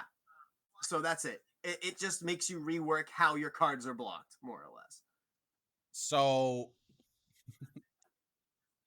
I'm positive this card is bad. Now the real question is it banned? This is literally creating a mechanic in the game, but I don't know if that is. I don't think that's inherently like wrong or bad. Like it's weird at most, but I think of it kind of like, what's that one card in Yu-Gi-Oh or whatever? You like turn your deck upside down or whatever. Oh, Convulsion of Nature? Yeah. I think of it kind of like that. You're like, yeah, it's not playing in like the intended way, but like it's not like dexterity wise or whatever. So I'm gonna say bad and not banned. Okay, you locking into that? Yeah. All right, you're correct. Oh, I forgot to add a transition here. Yeah, this card is awful, but not banned. I don't think you need to explain it. It's needlessly complex to do something. Yeah. It's really not simple. On an absolute best case scenario, maybe you make one extra favorable trade, but if you're attacking right anyway, it doesn't fucking matter. It doesn't. Yeah, I was reading, so I was like, man, like this doesn't really mean anything. Yeah, it doesn't. It does absolutely nothing. You know what? You could just play it in like a tournament just because you think it's funny. You could. That's you about know, it. it's a funny card. It's a funny card, and it's like a little bit inconvenient. You know, it is. So like, you can use it. Wait, is there a timer in Magic like for rounds? Bro, use this as a timeout mechanic. All right, yeah, all right. That's all I got for that one. All right, next, Lightning Bolt. 1 mana, instant. Lightning Bolt deals 3 damage to any target. Okay, the card is definitely good. 1 mana, just dealing 3 damage. Okay, when it says any target, can I deal it like directly to my opponent's life, or does that mean any like? Okay, yeah, that's pretty good. Yeah. If it's on the board, and if it's on the board and has the capacity to take damage, you can hit it with Lightning Bolt. Okay, card is definitely cracked. Now the real question is it banned? Is this card? I only counter spells with more than 15 words.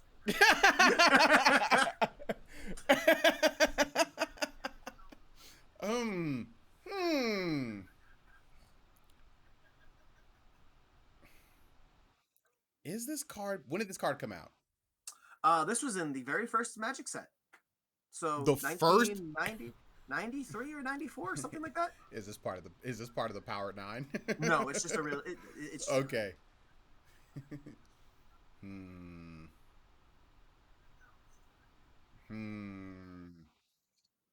It seems really good, but is it bad? I'm sorry, is it banned? Is it banned?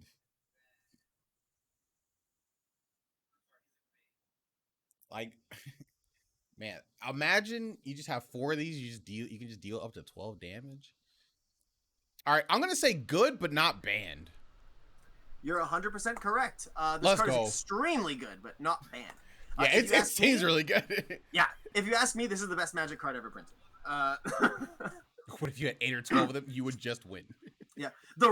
So, fun fact, the reason why we have the 4-card limit in Magic, where you can only have 4 copies of a single card, is because people just made decks of 40 lightning bolts in 20 minutes. That's actually very, very fun. Wait, really? Back in the day, that was the thing? Yes, and it was a game-winning strategy. Well, yeah, you only need up to because you start with 20 life. You only need 7. You only need to activate 7 of these to win. Yeah. That's easy. Yeah. Easy. Yeah, 3 damage for 1 mana is absolutely game warping. When Lightning Bolt is in a format, it directly impacts the card choices within that format. Some cards are made literally unplayable simply because Lightning Bolt exists. Because of how much of a tempo swing it can cause. Like, if you spend your entire turn 3 playing one, like, 3/3 monster that's supposed to, like, really push your game plan forward, and I bolt it, you just wasted your turn. You just wasted your whole ass turn. It just deletes it immediately. Turns it to ash, to cinders even. Yeah. Yeah, I could tell, especially because it's an instant. Like, yes, this is one of, if not the most versatile card in all of Magic. Absolutely, I can see that. All right, next. You're doing pretty good. Yeah. Yeah, does it die to bolt is a very common divider between Magic creatures. If it does, it has to be extreme, like outrageously powerful. Like, does it die to bolt? Yes. Might want to think twice. All right, up next, Blood Moon. All right, 3 resources. Enchantment. Non-basic lands are mountains. Wait, what does that mean? Non-basic lands. So in Magic, there are, if it's not a swamp, plains, island, mountain, or forest, it's a non-basic land. And non-basic lands are stuff like dual lands that tap for like 2 different colors of mana. They're fetch lands, which grab a land from your deck. Anything that is not just regular ass like forest, island, plains, mountain, swamp. Okay, it costs 3 resources. Yeah. Also to note, when they become mountains, they lose all other abilities. They're just basic mountains now. I guess. So I'm assuming this card is literally if you have like just mostly plain, and your opponent has like special ones, it can turn off your opponent's stuff, I guess, because if they have like a whole bunch of special like lands or whatever, and they have like a black or green or whatever deck, and then all of a sudden become mountains, they all of a sudden can't play the game. So I guess it can have the potential to turn off the game if they're playing a lot of non-base. So I guess this really comes down to knowledge of how often are non-basic lands used. When did this card come out? Well, also remember, it's a symmetrical effect. Yeah, so like it'll work on YouTube, but I'm assuming if you're playing this card, like you probably don't have a lot of like special lands in your deck. That's like the assumption. Even if you are, you're probably playing only mount, like a deck that runs like mountain, so it wouldn't hurt you as much. This screams floodgate to me. I mean, it's a floodgate. I can tell you that it's a floodgate. Yeah, like it very clearly is. When did this card come out? This is an old card. I believe this came out in the dark, which is in the 90s. In the dark, which is in the 90s. Yeah. This is a new border. This card's been reprinted a couple of times, but its original printing was in the 90s, I believe. Are there a lot of non-basic lands that Yes. people use? Yes, non-basics are game defining. They're game defining? I want to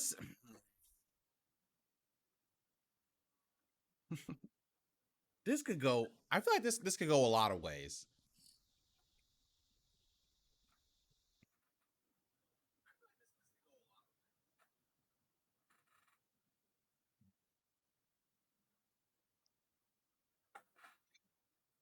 Is this card bad? It's not banned in my thought, but is it bad?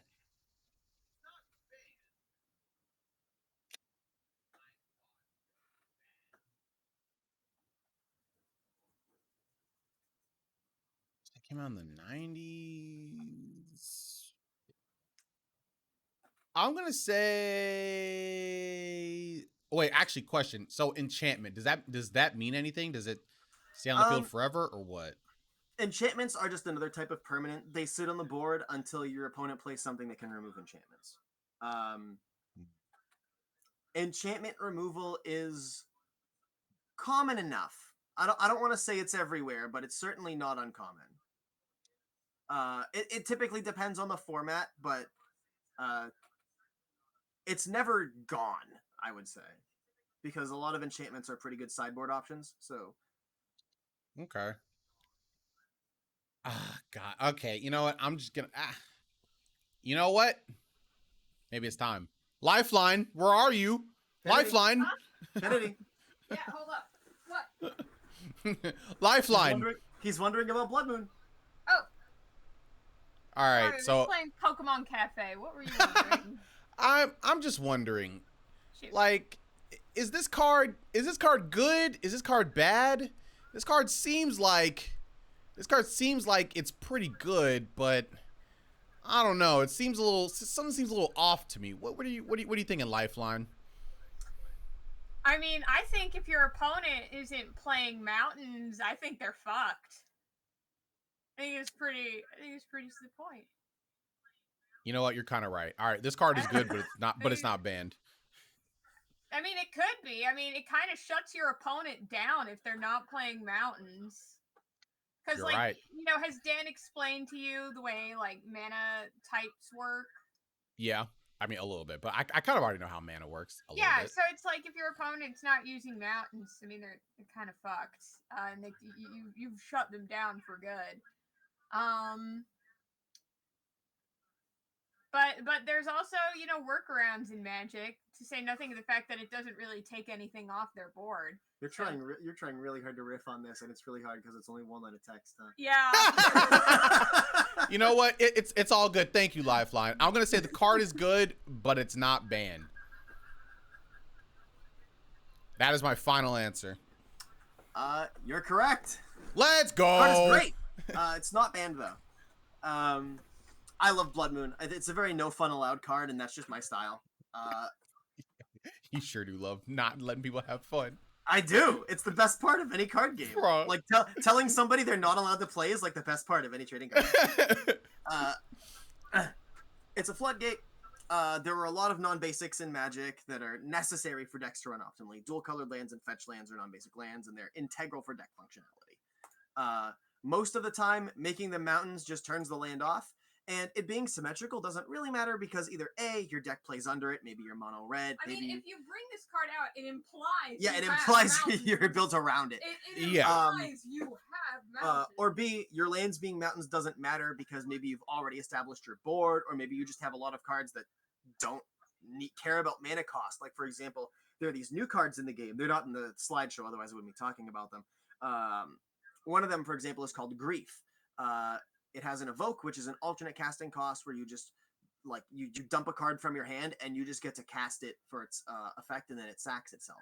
And even though it's black, if Blood Moon is up, its casting cost isn't isn't red anyway. It isn't like mana anyway, so it doesn't matter the Blood Moon Zone, you know. So it's a lot of stuff like that.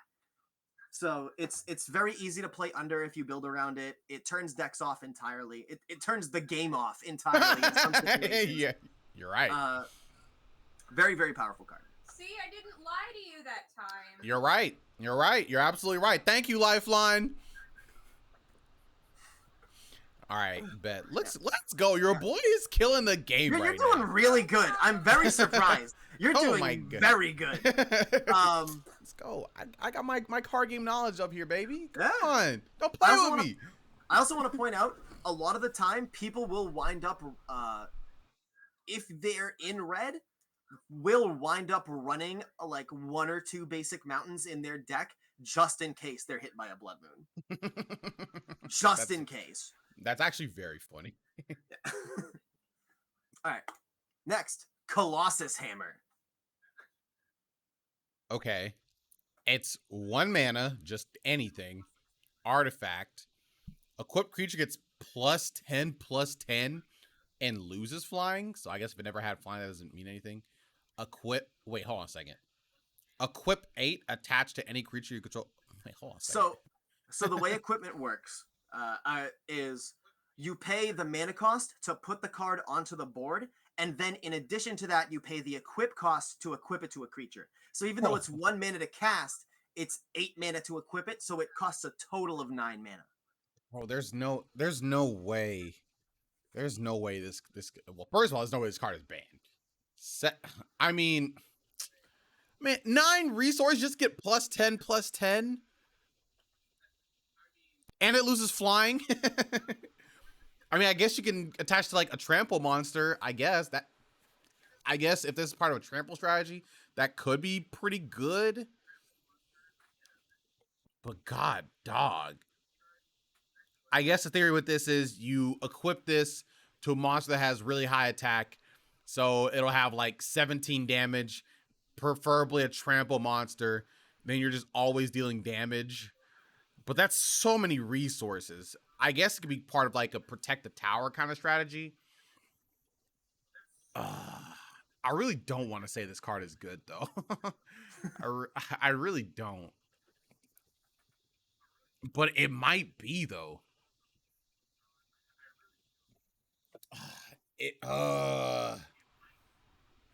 If it helps, the card is very recent. Very recent. Is it a common? It's an uncommon. It's an uncommon. Wait, is that like a rare to Yu-Gi-Oh? So it goes common, uncommon, rare, mythic. Okay. Rare. Okay. So yeah. So it'd be like a rare in that scale. Okay. Bro, there's just no way. There's just no way this card is like good, right? I mean, like it might be okay, but it's not like this probably isn't just used in any decks like at all. Because I feel like if you draw this card a lot of times, it's probably just dead, you know, because the resource cost is so high. So I'm gonna say bad and not banned. All right, you locking into that? Yeah. Wrong. This card is not only good. Oh no! This card is not only good, it is the centerpiece of one of the best decks in Modern. Oh no! We broke the streak. Oh God! What do you mean? Okay, all right, go ahead, and lay it down for me now. Why is this card so cracked? Okay, so the high equip cost doesn't matter because you can cheat it into play and cheat it onto monsters. Okay, all right, I guess. Equipment has a lot of support out there to search and equip cards for free. Primarily in this deck, you use cards like Stoneforge Mystic to search it and Amiria's Call to equip it for free. This card has a ton of different play patterns. It's a super non-linear aggro deck, some of which can kill as early as turn 2. Oh, don't forget to tell him. Oh yeah, I will. Yeah. Yes, I will tell him. It's also very funny. You play 0 mana creatures, equip them with this for free, and swing for a ton of damage off of otherwise totally non-threatening cards. Yeah, pure steel paladin, the fucking goat. Yes. Okay, so I guess my downfall was not realizing that you could cheat equipment artifacts on the cards. Yes, you can cheat. You can cheat anything into play if you try hard enough. Another fun fact about this deck, it's called Hammer Time. Okay. The name of the deck is called Hammer Time. Thanks for the follow, Ari. The turn 2, the turn 2 kill play pattern, for the record, is turn 1 you play Inkmoth Nexus and the fucking anything else. And then turn 2 you play Emiria's Call. Wait, no. I forget the play pattern. You play it like whatever. You make Inkmoth Nexus a creature because it can turn itself into a creature with Infect. You Emiria's Call and equip Colossus Hammer to it for free after it declares attacks, and then you give it flying again, and then you hit for 10 Infect damage. 10 Infect in Magic is game. Okay, all right. So that was just a lack of just pure knowledge of just the current format and how cards can be just equipped and all that stuff in general. Colossus Hammer is a really cool card. The deck is really cool. Aggro decks are awesome. As a control player, aggro decks are fucking cool. Especially when they do whack shit like this. God dog. Okay, all right. Next, Diabolic Tutor. Okay. 4 resources. Sorcery. Search your library for a card and put that card into your hand and shuffle your library. It says for 4 mana, just search a card. Yeah, any card in your deck. Wait, that sounds busted. that sounds incredible. I guess the mana cost, it's 4 mana cost, but 4 mana to just search anything. The real question is this card, when did this card come out? I actually don't know. It's been reprinted quite a bit. It was in the game when I first got into it. It was in the Core 14 set, if I'm not mistaken. At minimum 2013, if not older. I actually don't know. All right. So this card is definitely good, but is it banned?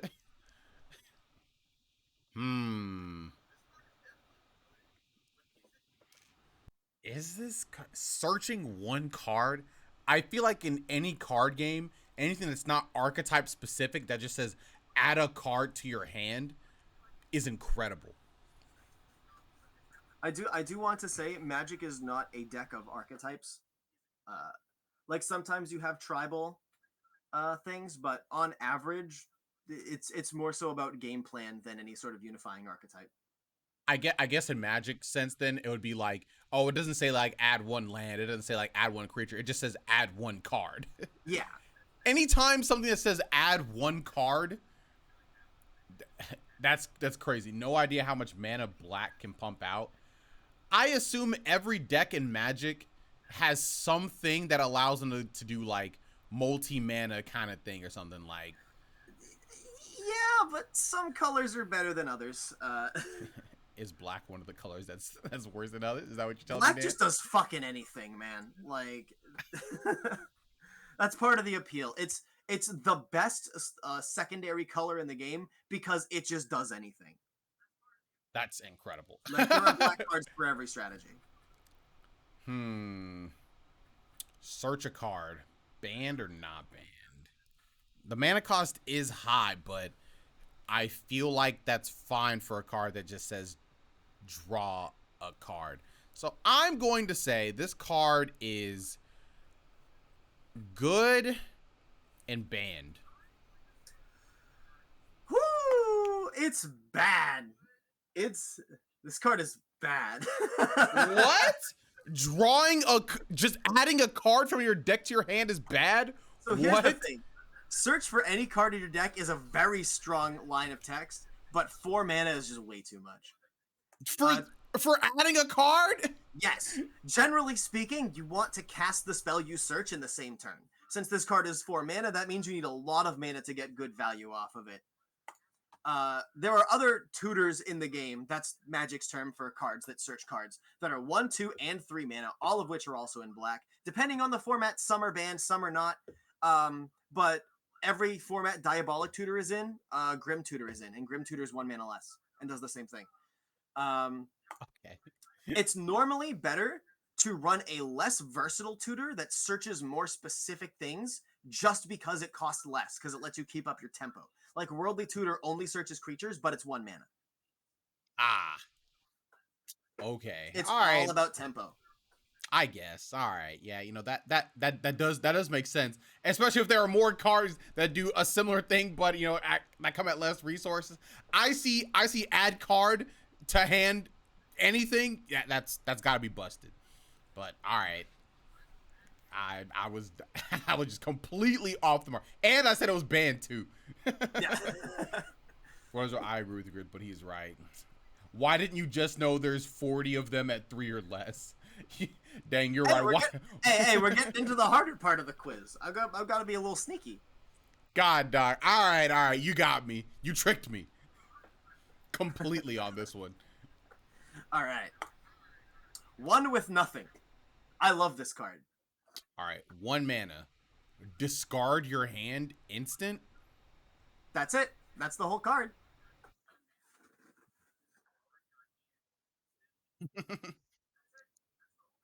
So this card seems bad on the surface, unless there are effects that allow my stuff to activate in the, what is it called? It's called the not exile, the graveyard. Is it called the graveyard? What is it called? Graveyard and exile. Yeah. So like in the graveyard, if stuff activates upon being put there, even if it's from their hand, or if there's a card that reverses it to make my opponent discard their hand. But if I'm discarding my hand, I better not have any mana or this card is bad and not banned. Final answer. Yeah, you're correct. Kennedy, I was gonna let you take over, but he just did it. There's just no way. He just did it. Yeah, this card is hilarious but bad, and it's not banned. There's literally zero benefit. People really want this. Yeah, no, yeah, people love this card. Literally zero benefit to just discarding your hand, but people have been trying to break this card since it was printed. It's a really interesting design space, and people love labbing this shit out. In theory, there might, maybe, possibly someday be a whack-ass combo that this card is the centerpiece of that breaks an entire format. But for now, it's just bad. Like, feels like it should be good. Yeah. I mean, it can only be good if stuff activates in the graveyard, or if you can make your opponent discard their hand. See, that's the thing. There are a lot of good cards that synergize with the graveyard in Magic. That's why people have been trying to make 1 with nothing work. But they just haven't been able to because, going -6 is like, it's not good. You're right. You're absolutely right. So yeah. Oh yeah. I was like, dog, there's just no way. Unless there's something I don't know, there's just no way. Yeah, no. It's bad. It's a really cool card though. I want Wizards to print more cards like this. This is like the best bad card ever. But it's bad. All right. Yeah, Next exactly. up. All right. Emrakul, the Ions Torn. 15? This spell cannot... Wait, this spell can't... Wait, I thought it was a creature. Is it a spell or a creature? All creatures are spells. Okay. Everything that's not a land is a spell. There are creature spells, and then there are instant spells, etc. Got it. Okay. When you cast this spell, take an extra turn after this one. Flying protection spells. Flying protection from spells that are 1 or more colors. Bro, what does that line of text mean? I'm so confused. So when a card has protection from something, it means that it just nothing happens when you try to do something of that color to it. So if you try to like hit it, if it says something has like protection from red and you try to hit it with a lightning bolt, the lightning bolt fizzles. Okay. I don't remember if you just can't use the lightning bolt on it or you can and nothing happens, but either way, it's useless against it. This also applies to combat. if something has protection from red in combat and it's fighting a red creature, it just takes it. Nothing happens in the combat. Okay. So Everything on. Yeah. Oh. All right. So And- Emrakul, what's up? And Annihilator 6, I forget what Annihilator does. I ain't gonna lie. I think it's when this card attacks, your opponent sacrifices 6 permanents. I think that's what Annihilator 6 is. That's pretty funny. Pro is can't target, can't take, could not bolt it. When Emrakul is put into a graveyard from anywhere, its owner shuffles their graveyard into their library. So you can never Okay. mill him out. So If you're running Emrakul, you can never be milled out. So this card is literally just is the cost worth anything? But I guess if there's a way to get it into the graveyard or whatever, you can always just have some. Man, this card. Also, yes. Also, yes, I was right. Annihilator is when this card attacks target opponent sacrifices however many the number is. So in this, it would be sacrifice 6 permanents. What if they don't have 6? Then they just sacrifice up to 6 until they run out of shit. Okay. I want to say this card is bad because the high mana cost.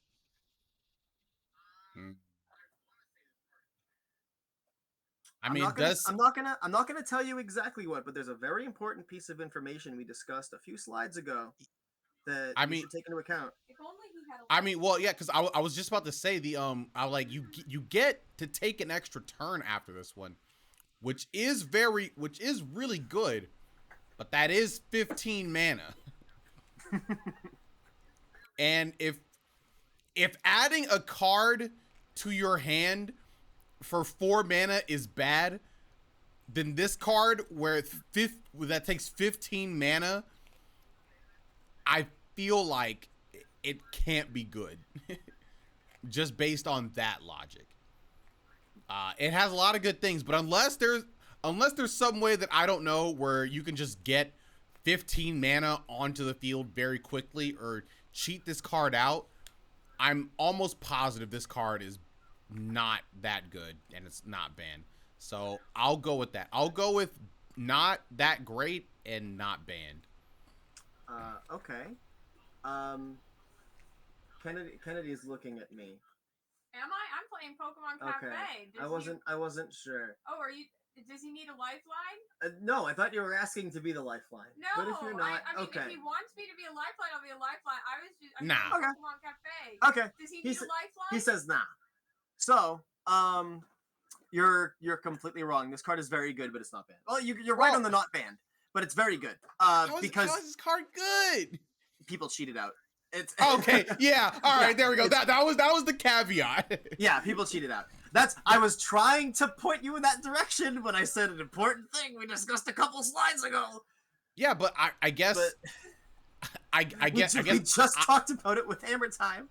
But I have to be guessing on that though. Like I can't. Yeah, no, you have to take the chance on is it being cheated out or not. Yeah. I was just like, I don't know. Like even so, like man, I don't even. Yeah, but yeah, go on. Yeah. The mana cost is high. Nobody ever pays the mana cost for this thing. It's extremely easy to cheat into play. Though due to it not being cast, you don't get the extra turn, but you still get the flying, the protection from everything, and the Annihilator 6. So it's still a pretty good card. Yeah, that's it.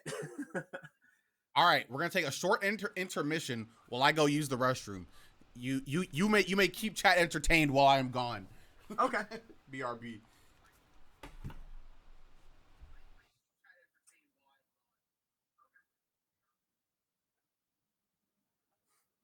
So how y'all doing tonight?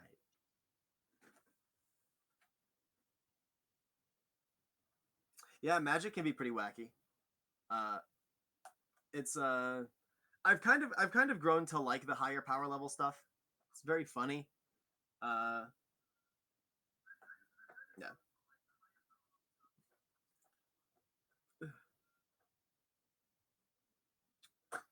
Off. I hope you feel better.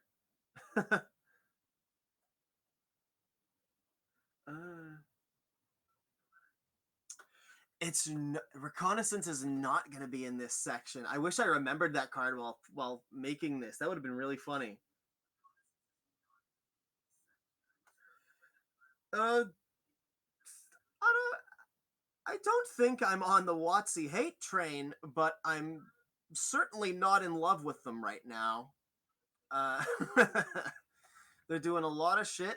The product overload has been talked about a lot. They're doing a lot of really predatory things, and absolutely no hate to the design team. They all seem like they really, really care. It's just Hasbro corporate seems to be the problem. Yeah, I can't blame you for being on the hate train. It's certainly justified. Like I said, I don't think I hate him, but I certainly don't love him right now. That's why I've mostly been playing Yu-Gi-Oh. Have returned. Hey. All right. How many cards are in the hard round? Like, I want to say 6. All right, bet. All right, let's do this. All right. Let's do it. Shahrazad. Bro, this card is getting absolutely canceled. All right. Let's see. Players must leave game. Okay, hold on a second. Players must leave game in progress as it is and use cards left in their libraries as decks with which to play a sub-game of Magic. When sub-game is over, players shuffle these cards, return them to libraries, and resume game in progress, with any loser of sub-game having his or her remaining life points rounding down. Effects that prevent damage may not be used to counter this loss of life. The sub-game has no ante. Using less than 40 cards may be necessary. What is this? You start a sub-game of Magic to have somebody's life points. Okay. I'm going to say the card is bad. But the real question is it banned? I feel like it has to be banned just by the simple fact that somebody uses this in tournament. It could extend the time of the game by way too much by literally adding a second game of Magic in a game of Magic. But it could also be banned simply for, or it could also be like not banned because of like nope, who would ever even play this card. But I might have to go with my gut and say bad and banned, because playing a game of Magic in a game of Magic sounds wild. You are 100% correct. This card is awful and banned. For exactly why you were talking about. The act of creating a sub-game within Magic, it's so much extra work, and it makes it fucking impossible to run a tournament. This card is a TO's nightmare. Bro, it's like, yo, oh, sorry, we're playing our sub-game real quick. What? Yeah. The effect itself is also just not good. You're playing an entire game of Magic to, at most, to deal like 10 damage. Granted, 10 damage for 2 mana is a really good rate. I guess. But you have to play a whole But you're also spending an extra 25 minutes. Bro, it's like going to a fighting game tournament and like one of their press abilities is to play a full match to do half health to somebody. But at least in fighting games, it's a bracket, right? Magic is Swiss. I guess Magic is Swiss. That's true. That's so funny. Oh my god. Okay. Yes, you can cast Shahrazad during a sub-game and create a sub-game within a sub-game. I didn't even think about that, bro. There's no shot. Bro, you're three. Nah. Get it out of here. Get it out. This card is donezo. Finito. Yeah, this card is terrible. Banned in all formats. Yeah. Yeah. Because why wouldn't it be? All right, next, Living End. Okay. So this card, if you No have mana? questions, there is mana, but there isn't mana. I will explain. This is a very complex card. The notion of this card is very complex, so I'll explain it to you. Okay. So, Living End is part of a series of cards with the suspend mechanic. And what suspend is it's an alternate casting cost of a card. If you notice in the text box, it says suspend 3, 2 black. So you cast this card for its alternate casting cost of 4 mana, and then you put it into exile for 3 turns because it's suspend 3. Okay. And then after 3 turns, its effect happens. So you're Okay. paying in advance for a very powerful effect to happen, and the drawback is that it's telegraphed. Like your Okay. opponent knows this effect is coming, and they have 3 turns to prepare. So it's like Gold Sarcophagus, I guess. In a way, it's kind of like Gold Sarcophagus. There's an entire cycle of these cards, in one in each color, probably more, but this is a big one. The other big one is Crashing Footfalls, but that's not in this. It's not in this slideshow because I think Living End is very cool. Okay, so it costs 4 to cast in advance, and then 3 turns. And you have to wait 3 turns. Also, I do want to point out, because this is an alternate casting cost, technically speaking, the converted mana cost of this card is 0. What do you? What does that mean? What converted So- mana cost? Okay, so just mana cost. The mana Okay. cost of this card is 0 because the cost in its text box is an alternate casting cost. It is not like Is it really alternate if it's the only way to cast it, though? Actually, mechanically, yes. It's what it classifies as. So yeah, technically speaking, this card has a mana cost of 0, even though you have to spend 4 mana to use it. wait, hold on a second. This card says each player exiles all creature cards from their graveyards, then sacrifices all creatures they control, then puts all cards they exiled this way onto the battlefield. Yeah. So you banish your graveyard, wipe your board, and then summon every card you banished from your graveyard. Wait, this card doesn't sound that good. The best comparison I can give it to a Yu-Gi-Oh card is probably Return from the Different Dimension. But this is for both players, though. It is for both players, yes. So I feel like it's not even really doing it. Like I can't even just like attack for game because if we have like the same amount, I feel like I just can't even win right then. I mean, unless I have something crazy in there. But like I feel like even when I summon them all this way, I can't even like attack that turn. But my opponent will be able to attack when it's their turn. So I just summon a whole bunch of things that don't get their effects because of summoning sickness and they can't attack. That doesn't sound that good. Yeah, I'm gonna say bad and not banned. Well, you're right on one of those. This card is really, really good, but it's not banned. Oh, this card does not seem good at all. So remember when I pointed out that its official CMC is 0? Yeah. That's why it's good, because you're never actually casting it for its suspend cost. I tried pointing you in the right direction with that. I guess I failed. Well, like even if I understood that, I still don't understand conceptually how this card is good regardless. Okay. I feel like it doesn't do anything. So Living End is a build around card. Like you build your entire deck around Living End. So this card's strength is because of its synergy with another mechanic called Cascade. Okay. What Cascade does, and you could realistically figure out whether or not this card was good without Cascade. This is just how you cast it for 0 as opposed to 4. Cascade makes it so you exile cards from the top of your deck. So when you cast a card with Cascade, you exile cards from the top of your deck until you exile a card with a mana value less than the card with Cascade, and then you cast that card for free. So typically speaking, the card you cast in Cascade builds now is Shardless Agent, which is 3 mana. So you cast Shardless Agent, and then you exile cards from the top of your deck until you hit a card that is 2 mana or less, and then you cast it. Yeah, and you cast it for free. The way you build Living End is you put in Shardless. Oh, that's actually the next card on the slipper thing. So the way you build it is you put in Living End. You put in the card you use to Cascade. Typically speaking, it's either Shardless Agent or Violent Outburst. And then you fill up your graveyard with a bunch of like super, super high mana cards with like cycling or things that you can discard into the graveyard or dump from your deck preemptively. And then you cast a card with Cascade. Because nothing in your deck is lower than your Cascade's mana cost, except for Living End, you're guaranteed to hit Living End. Okay. and then you cast Living End, and then you cast like 15 cards out of your graveyard for free, and you win the game through sheer advantage. Okay.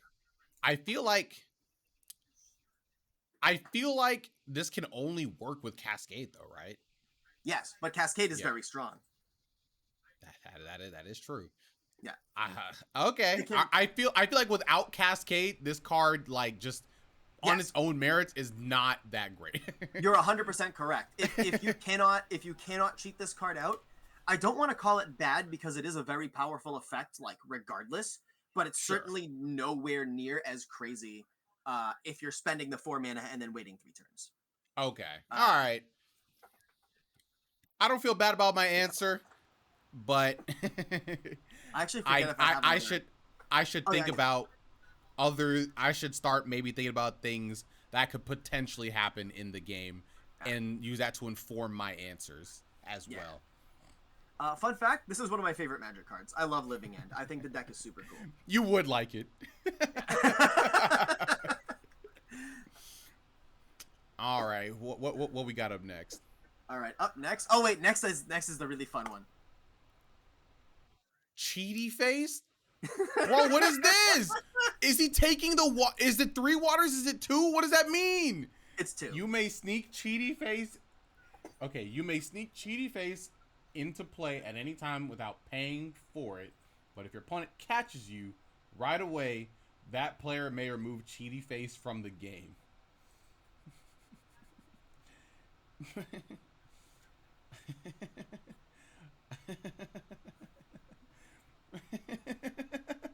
Okay.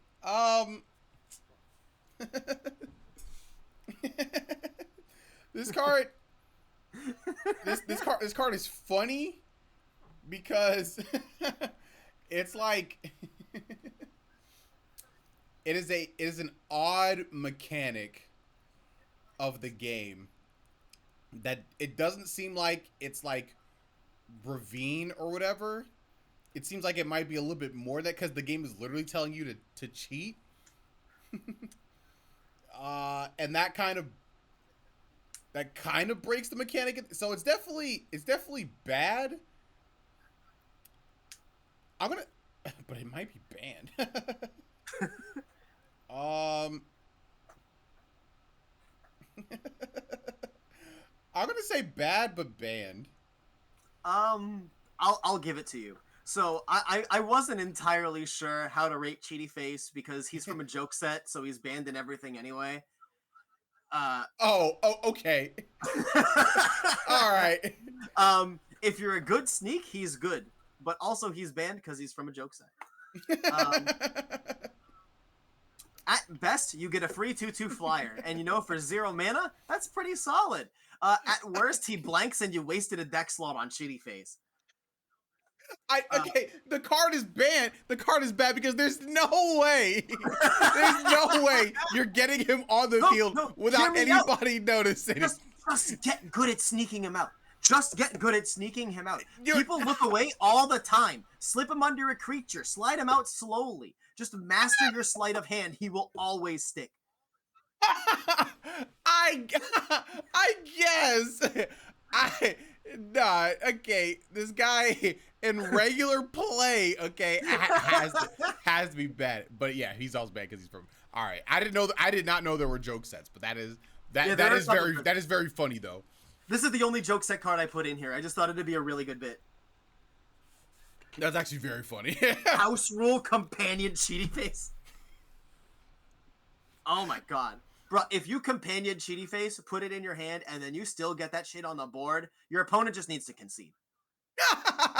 Like, you won the game. Like... Bro, yeah. I'm bringing out 3 Cheaty Faces. Or 4. Yeah, why not 4? Alright, who we got up next? Banned in all formats. Library of Leng. There is no limit to size of your hand. Okay. If a card forces you to discard, you may choose to discard to top of your library rather than to graveyard. if discard is random, you may look at a card before deciding where to discard it. Okay, so is this card banned?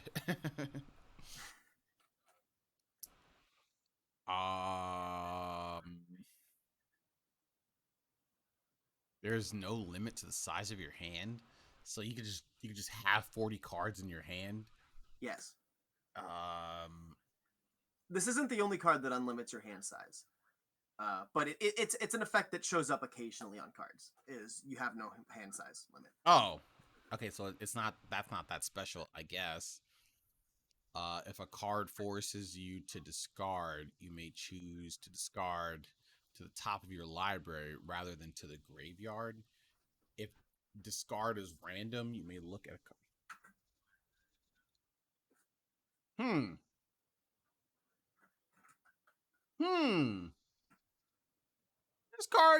This card is it? Okay, so this is a continuous artifact, so it stays on the field forever. Yes.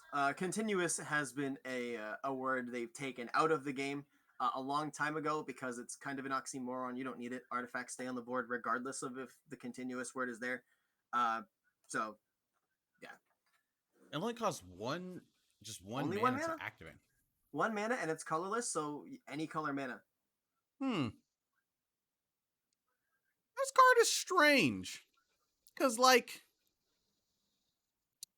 it doesn't do anything per se to, like, advance your game state unless you have a deck that, like, does a lot of discarding or whatever.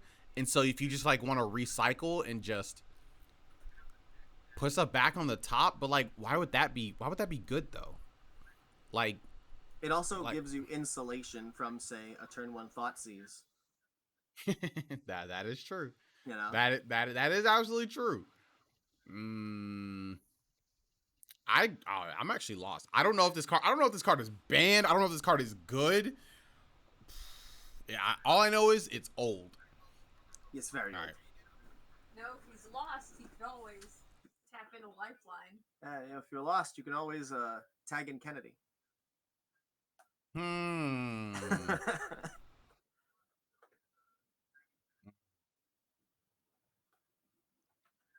All right, Kennedy. I'll tap you in. What do you have to say? Go ahead. All right. There you go.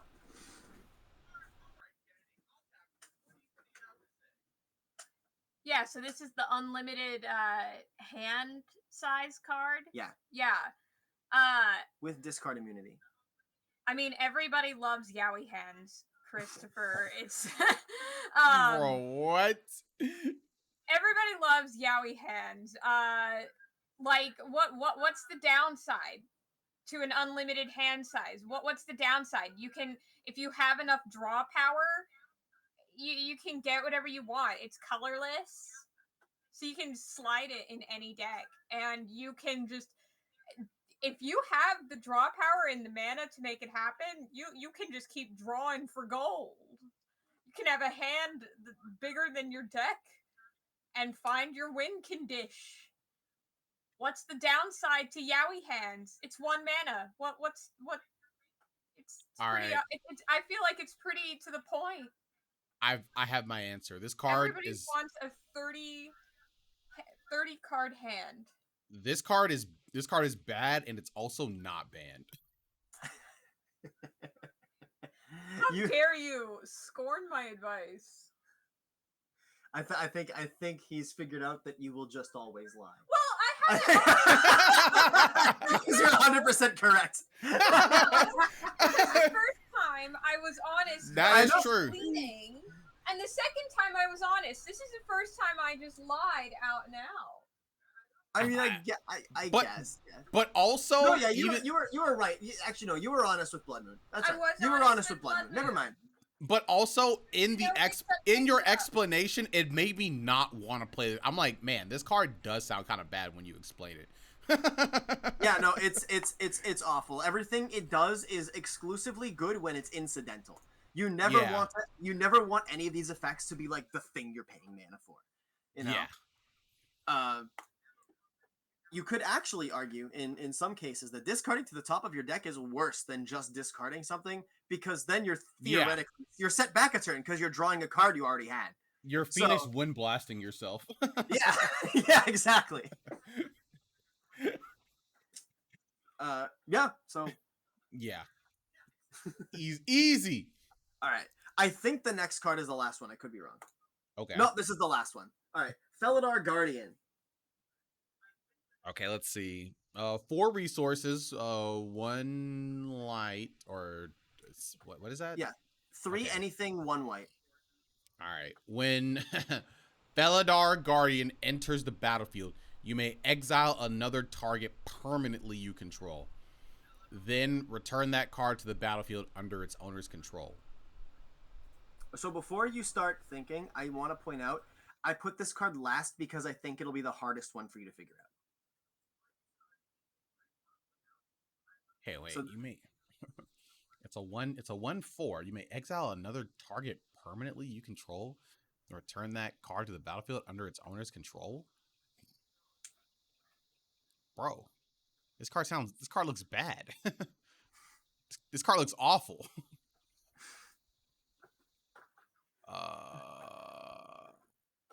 You may exile another target permanent. Oh, another target permanent you control. Oh, wait, hold on a second. Wait. Oh, hold on a second. Hold on. I was reading it wrong at first. I thought it was saying you made another target permanently you control. I was like, bro, that doesn't even make any sense. Okay, well, I understand. Another permanent you control, then return that card to the battlefield under its owner's control. Is that just like all at once? Like you take it off and then you just bring it back? Yes, it's all one sequence. There's no you can't interrupt it once it has started. When it's exiled, it has to come back. So when the card comes back, can it just do its effect again? Yes. This can double up on an enter the battlefield effect. So like if a card is like when it enters the battlefield, like draw a card, maybe you played it last turn, this turn you play Felidar Guardian, you exile the card, you put it back, it has entered the battlefield again, so you draw another card. Wait, this card might be good. Yeah. This card could be good.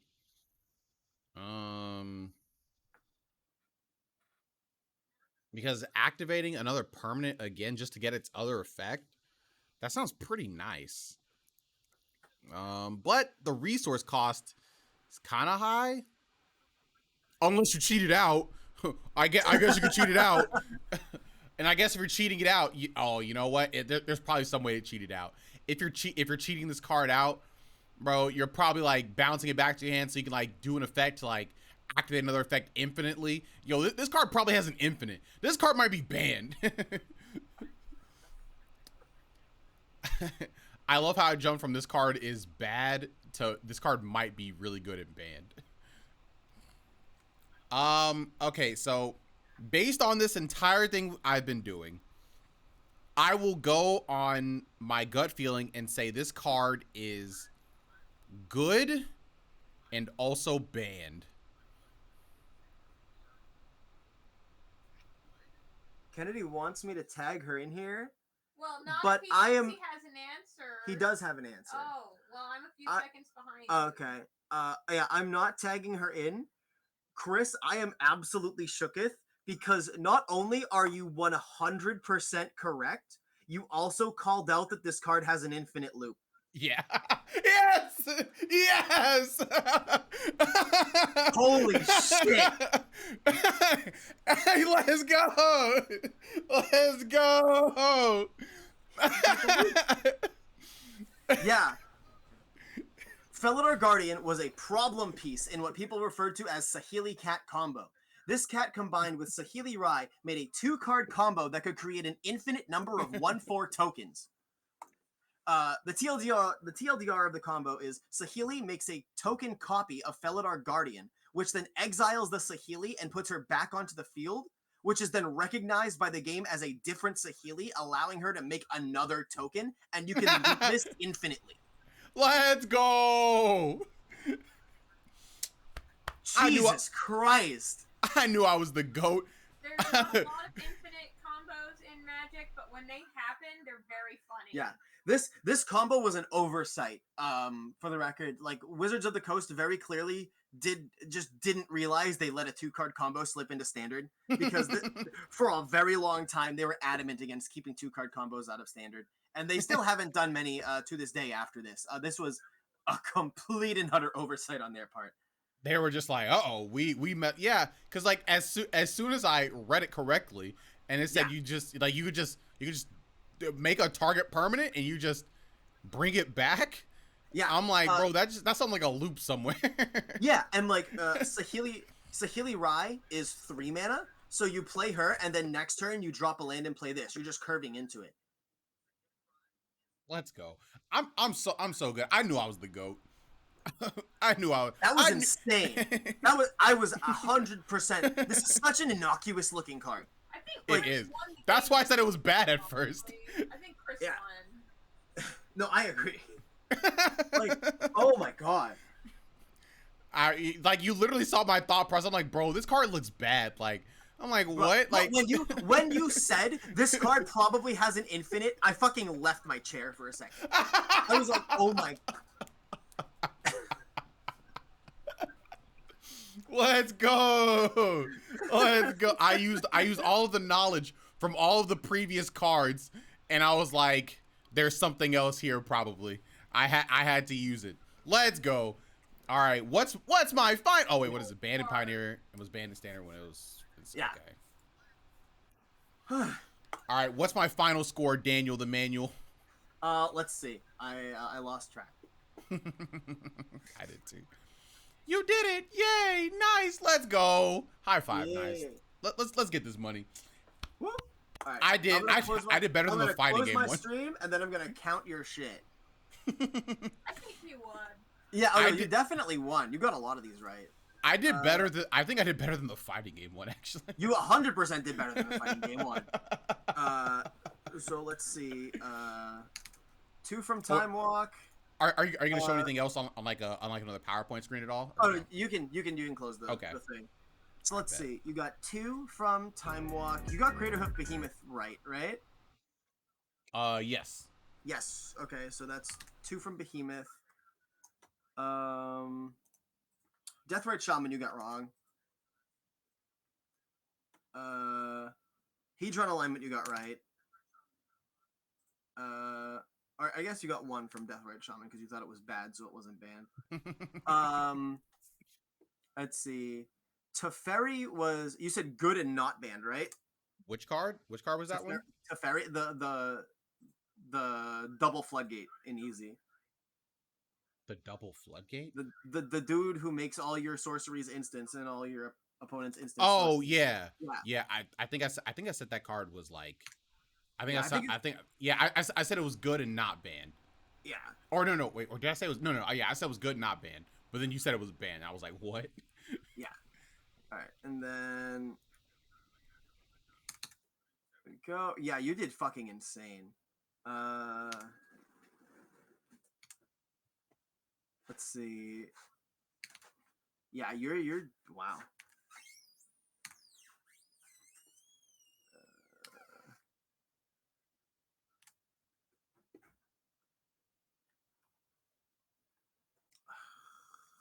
Yeah, that was nothing. That was nothing. Let's see.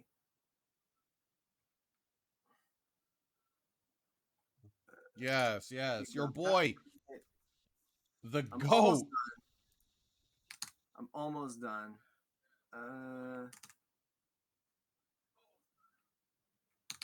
All right, let's count these.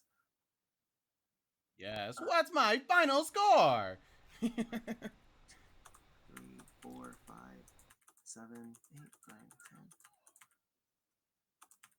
10, 14, 15, 17, 18, 19, 20, 21, 22, 23, 24, 25, 26, yes. 27, yes. 28, Listen, 29, those numbers go up. 30, 31, 32. A final score of 32. Out of... Good question. Let's see. 2, 4, 10, 12, 14, 20, 12, 14, 18, 20, 22, 24, 26, 28, 30, 32, 34, 36, 38, 40, 42. 32 out of 42. Hey, That's pretty good. That's pretty not good. bad. Yeah. Let's see. All right, so 32 out of 42. What percentage on the school grade did I? Let's see. 32 divided by 42. I got a 76. Hey, you know what? That's a C. That's passing. Yeah. We take that. That last one was goated. Oh yeah, this is actually really fun, Dan. Thank you so much for coming up with this amazing idea. I had a lot of fun again. Yeah, this is a good time. Yeah, if you ever have anything else like this again, yo, let your boy know. I'm down to run it, my boy. Yeah, for sure. This stuff is really fun. I'll happily do this again. Yeah. Thank you so much for being on the stream, Dan. I appreciate it. Anytime. All right. Well, it's about time for me to get out of here. So I'll talk with you later, my boy. Yeah. See you later. Later. All right, chat. I hope you all had a fantastic time watching me guess these cards. I told you my magic knowledge is goated. Yes, I was able to parse out the information and get it together. I called out the infinite combo. Your boy's the GOAT. But with that, I gotta get out of here, guys. I'm about 25 minutes over. You guys have been amazing, and I hope you guys will come see me tomorrow at 6 p.m. CST for more Celeste. So with that, I will say good night, everybody. Sleep tight, and I'll see you all tomorrow. Later, guys.